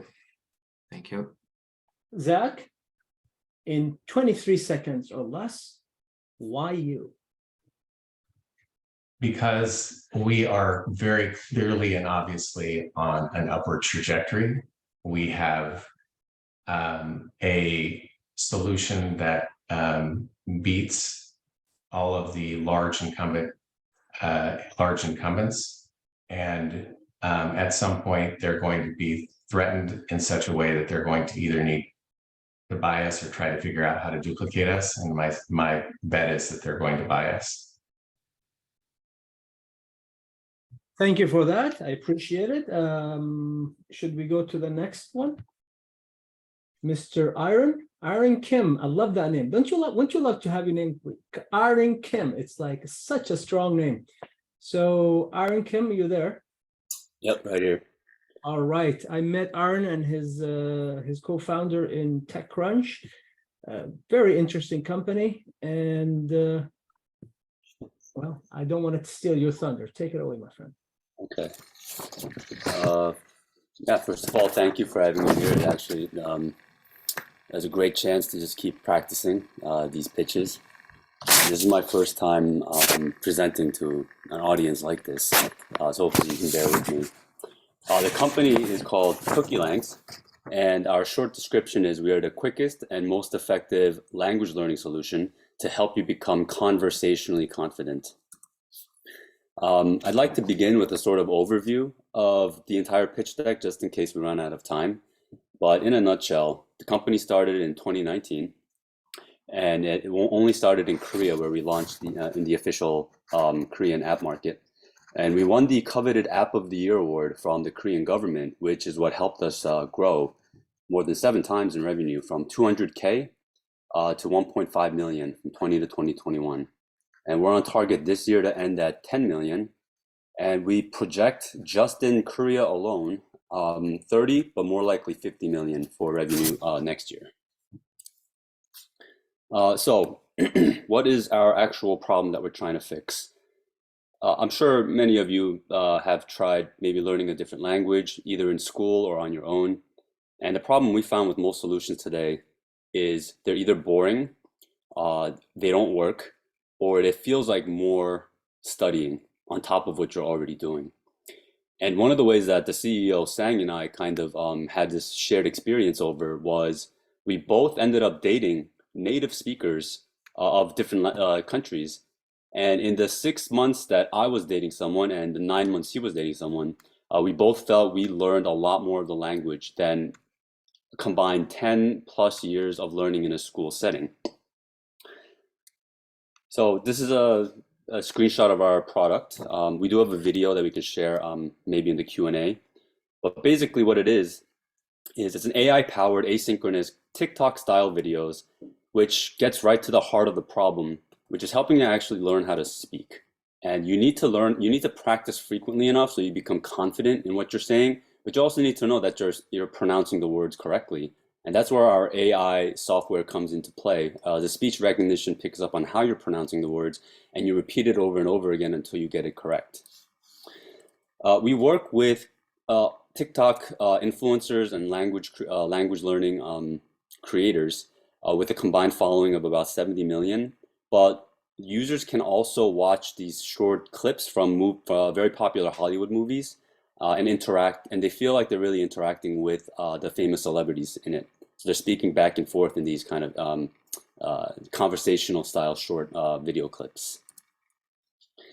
So when we were thinking about how are we different from the existing solutions, one thing that popped out to us was that while these other solutions had huge libraries and lots of content, the main problem was that it didn't offer you enough opportunities to actually practice speaking, with the exception of just Rosetta Stone.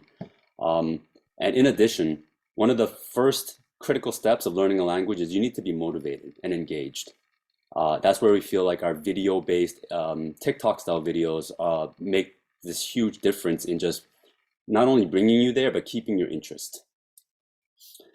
So just a brief overview of what makes our tech work.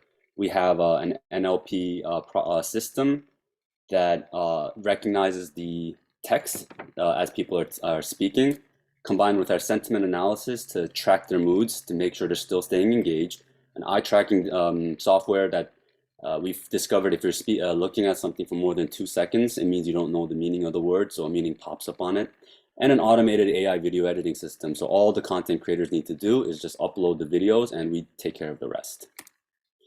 Our business model, up to date, it has been strictly B2B. We have actually just over 100 companies now that we work with. There's an average contract value of 100,000. One of the reasons why we're looking to take on more funding is we wanted to grow out our B2C portion of the business. These are also based on some conservative numbers, but the global language learning market in general is expected to explode. And we saw the first hints of this over the pandemic when a lot of people were stuck at home and they needed something to do to kind of spend their time on. And that's where we actually saw most of our growth. This is our team. We have a lot of people from very different but complementary backgrounds to help us push this project through. And a team of advisors who are many of them successful entrepreneurs and linguistics experts. And yeah, that is my presentation. Thank you. That was great. Anything else that you want to add to what you mentioned? You want to do the video? Well, tell us. Sure. I think one other thing that came up quite recently was one of our competitors is Babbel, but we actually ran into them a few weeks ago, and they did express some interest in a potential acquisition sometime down the line, just because we cover a lot of areas that they don't. So it would be a kind of a neat fit into their whole structure. And then another very recent development is instead of just keeping this entertainment focused, and we discovered that there might be an angle, a play here for workforce learning and recruitment. So we can use these videos to train call center workers, for example, or we're thinking about reaching out to companies like McDonald's in terms of using these videos for training and recruiting. And then just as I think as a final point, because you're going to probably ask why us? Why should you invest in Cookie Lines? Now, I know why you got a name called Iron. How can I go wrong with Iron? Okay, so I had 3 reasons, but that could be the 4th. Give it to me. Just the bullet points real quick. Number 1, I think we get the actual problem. I think a lot of these other solutions don't truly understand what is wrong with their solutions, and we know how to fix it. Just as an aside, I was a language teacher for 4 years, so I've seen it up close and personal. Number 2, we want to fix it globally. Like, we're highly motivated to get this problem solved once and for all, and not just in Korea where we're had our success, but all around the world. And number 3, probably the most relevant for everyone here, we've had huge success in one of the most competitive countries for language learning, which is South Korea. So I just like to say, imagine how far we can go with your funding and your help, plus our vision of expanding to as many markets as we can. So thank you. Thank you for that. Real quick before others jump in, you said you're forecasting or projecting $10 million top line revenue? Right, through the end of this year, correct. Through the end of this year in South Korea? This is only in South Korea. Okay, got it. All right, guys, how about it? So I think this is super interesting. So I think your technique from a language teaching standpoint, you're trying to insert the learning in the natural energy stream, right? So like having a girlfriend, you better learn the language, otherwise it's not going to work. But then the fact that you put this into kind of like a TikTok style type of application is great. And you hit on the one thing that really kind of just made me jump on my seat at the end, which is the workforce, right? So what are the other things that we're doing? We're working as a global village. So like any thoughts of putting it into Slack where maybe I can leave a short video for my colleague, but practicing it in their native language, right? And they can give me immediate feedback. I mean, that kind of day-to-day type of learning in the workforce could be pretty phenomenal. Right, agreed. That was actually a great idea. I didn't think of it, but there's I feel like we just touched the tip of the iceberg in terms of what we can really do in terms of workforce learning and recruitment. Yeah, I would second that. There's a platform that I've been advising from Spain called Sapiens. They kind of touch the other side of these. I think you guys should talk. They are a knowledge concierge. Any company that goes over 5 people, you start answering repeated questions so that knowledge transfer doesn't happen. I think that's great that you're doing what you're doing is amazing. I've learned 5 languages. I tried to learn with Duolingo, exactly what you expressed, right? Working on my Italian, I got bored. It becomes very boring, very repetitive. If you combine what you're doing and what Bill just mentioned, right? That knowledge transfers on a Slack on Teams actually would be fantastic. And Sapiens has basically provided their AI as a knowledge transfer on Teams. That could be a fantastic, channel for you, whichever you want to use. But I think it's not just the language, but actually ability to share technical information and tidbits of like TikTok for technical information, right? For anything else within the companies, especially in the space that Bill and I work, in cybersecurity. It's a very, very challenging thing to get some generalists to learn about security lingo. I've been in that role. I had to evangelize and make, Cisco millionaires who selling switches and routers to try to learn any kind of jargon about security and do that. I mean, that's almost its own language. Yeah, and then the other dimension is the jargon in the context of that other language, right? So it's like exponentially hard. Exactly. Yep. There's Sapiens with an S, right? It's in with a Z. Also, I put it here. Yep. I'll put it in chat. Gary, what are your thoughts, Gary, if you've been listening? Gary Fowler. No, I think it's interesting because I've gone down through the same thing. I lived in Russia and spent time in Ukraine and Belarus, and it wasn't until I got my Russian girlfriends that had really dramatically, even going to school at Moscow State, it wasn't, they always said, always have a girlfriend that speaks the language, right? And I think look at the way the world changes. I mean, if you're using AI, if you're using a technique that's fun and interesting and exciting, That's what it's all about. I like the idea of the TikTok videos that are short and sweet, that give you the points and get it across without inundating you, your attention span. I like the idea where you said it's about 2 seconds, that if you're looking at something that you don't get it. I mean, that's really cool. That's intuitive. And we don't think like that. So I like what you have, and your growth of your company is extraordinary. But the key is you got to get out to the world. It's about, it ain't about kicking ass just in Korea. It's about how do I dominate the world? Because we all need this. The world's becoming a smaller place, and language has been a barrier. It is indeed. I was with a Korean company earlier this morning. We're trying to talk investment, and I couldn't explain the concept of valuation to him, even through an interpreter. So it's a huge problem. Marcelo, Jules, any thoughts or comments, questions to Aaron? I also see that we actually have a line out of Alexander, Elena, and Stratos, Jordan, to ask. I don't know if you're seeing that. Oh, we do. They've been waiting. I think they also jumped out of their seats. Yeah, Jordan. In fact, we were the first in the line, and we were waiting. Sorry, Alexander. I didn't see. I didn't see the hands up. Sorry about that, guys. Please. And probably I would give a word to Stratos because he just asked not so many questions. Stratos, please. You're so kind, Alexander. I appreciate it. All right. So first of all, congratulations. I really like your presentation, and I like the concept. One of the things that I noted on one of the slides is that some of the assets, core assets that you have, come from IBM. And I don't know if you've seen my background. I was running IBM Watson for a while. The sentiment analysis portion that you have, is this based on textual information, voice, or both?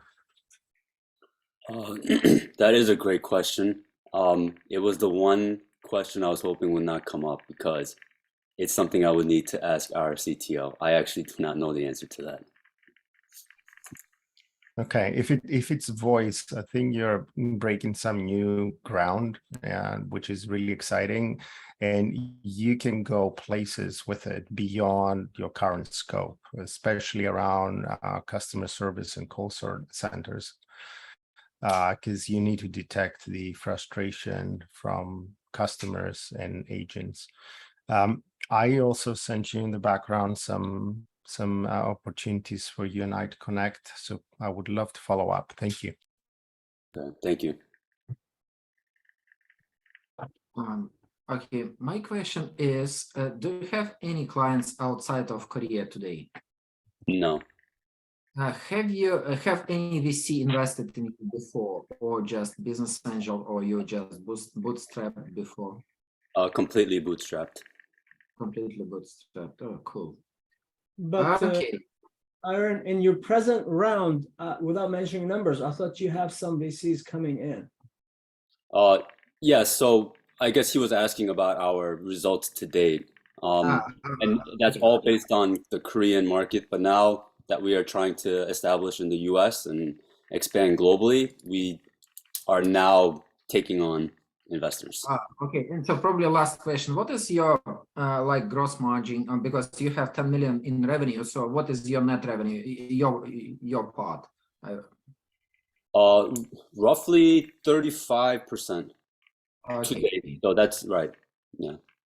Great, thank you, thank you. Miss Elena, all yours. Take it away. Thank you. Thank you. A really good presentation. So the question I have is related to your growth strategy. Why you decided to switch to B2C market? I should have made it more clear. We are definitely maintaining our B2B strategy. B2C will be something we want to open alongside of it. The reason actually is historical. When we first launched this way back 2019, it was initially a B2C app, and it was only meant for entertainment. And what we noticed from that was the people who came on and used it would then take it and recommend it to whatever companies they were working for, their head of their departments. And that's how we were able to convert to B2B and get those contracts. We went completely over to the B2B model ever since then. But now that we're expanding into the global market, there's actually the next stage of our product, which is going to involve a lot of sponsorships with companies, which is why we want to explore the B2C market. So it will run in conjunction with our B2B strategy, but it's B2B strategy is still here. Thank you, Mr. Iron. Do you have a question? Yes, ma'am. Why I'm asking because are you aware that it's like absolutely different marketing strategies? Oh, you're asking if the strategies will be different? Yeah. So in your opinion, how? So it's absolutely different like strategies. So will you have enough capacity to run both markets? Right. That's a good question. Our blunt answer would be yes, we're confident that we can. Of course, we don't have any market data in the US because we haven't launched here yet. But based on what we already know about our B2B strategy from Korea, we think that we can have the capacity, but for the most part, it will still be predominantly B2B driven, even in the US. And with that, I thank you. I have a comment, bad news, and an update. The comment is Tony wants to not have so many girlfriends and use the app. So went from 5 girlfriends to no girlfriends, and he wants to use the app as is. Any cost savings you get from that? I get 5%, Tony, again. And unfortunately, we're going to run out of time for the break rooms. I apologize. I set the tone about the break rooms, but people will probably just disengage and not be there. And I owe all these startups a huge favor. And Victoria, back to you. Of course, Jordan, thank you very much. So I know that our judges already started voting during the presentation to record their thoughts. I hope that everyone is in the system. If you're not, please text in the chat. Hopefully it works for you. Again, just a reminder, the link is Unicorn.Events, and then the number has to be 35. And then in pitch section, you will have logos of different startups and you rate them from 1 to 5. You don't need to do anything else. You just click on the number and we're gonna have it done. Let's take 30, 40 more seconds to vote. And once we're done, we're gonna publish the results, announce the winner, and then, so Jordan told me to not tell people to go, but I'm just saying we're gonna announce the winner, and that's our main. Don't make any noise. So guys, while we're waiting for the vote to come through, what can we do more of? What can we do less of in these events to make it more valuable to you as investors? We can start with Marcelo, we can go to Gary, then we go to Aldo and go round and round. Marcelo, what's plus? What do we do more of? What do we do less of? Definitely do more, but I love the new format with more time to talk, with more time to understand better what they are trying to looking for, how they deliver their products, their service, their quality, etc., etc. So 10 minutes is perfect. With only 7 or 8 companies, it's the best format, in my opinion. That's Thank you. Thank you, sir. Dr. Stratus. If he's not available, let's go to Aldo. Aldo, what can we do more of and less of? If Aldo isn't available, we can go to Tony. I just started clicking around your platform. I hadn't had access to it. And you guys are already doing this. I would have thought that if I had looked up the folks pitching ahead of time, I would have been better prepared and I would have asked them better questions. There's a lot of good information there. It's hard to get all that information to us and to be accurate in our assessment and to be able to provide more relevant feedback to them. That would be the one thing I would say, hey, I need to get a crash course, just go around. But that's what I would have done differently. Got that. Jules, do you have any thoughts? Gary? Yeah, sure. No, I think it's great, Jordan. I like the format. I like more discussion. It's nice to see some familiar faces here as we, and it's interesting to see the use of AI in all kinds of different ways. So I really love it. And it's getting better and better. And for our friends all over the world, it's great that you've either stayed up late at night or gotten up early in the morning to be here today. But you did a great job. And, like I said, each time it gets better and better. So keep it up. And I think the discussion, I'm not sure about the breakout rooms, how they would be, but this is really good. I like what's happening. Thanks. Awesome. How are we doing, Victoria? Are we ready? We're doing very well. Most of the people voted. We'll just wait just a sec so everyone can finish. And then we have Maria, who's been our tech support. Maria, thank you so much because she's in Europe, so she's been staying up to help us with this. Very happy to hear that everyone's been engaged. And Maria is gonna share her screen and showcase the results. And we're gonna know our winners. We're gonna have our main winner, number 1, will be the company that will go to Unicorn Battles to pitch and represent their region in the international competition, then potentially go to the finals. While we're doing this, Unicorn I Cup. want to thank this startup from the deepest part of my heart. You've been extremely great, flexible, supportive. I cannot tell you how much I appreciate what you have done. So go ahead, Victoria, it's all yours. Yes, so you can see our top startups, and number 1, or actually let me start with number 3. Number 3 is Equistra with the average rate of 3.59. Then we have Concert, who is number 2 with the average rate of 3.62. And then we have Cookie Lengths with the average rate of 4.29. So Cookie Lengths, congrats, you're moving forward to Unicorn Battle.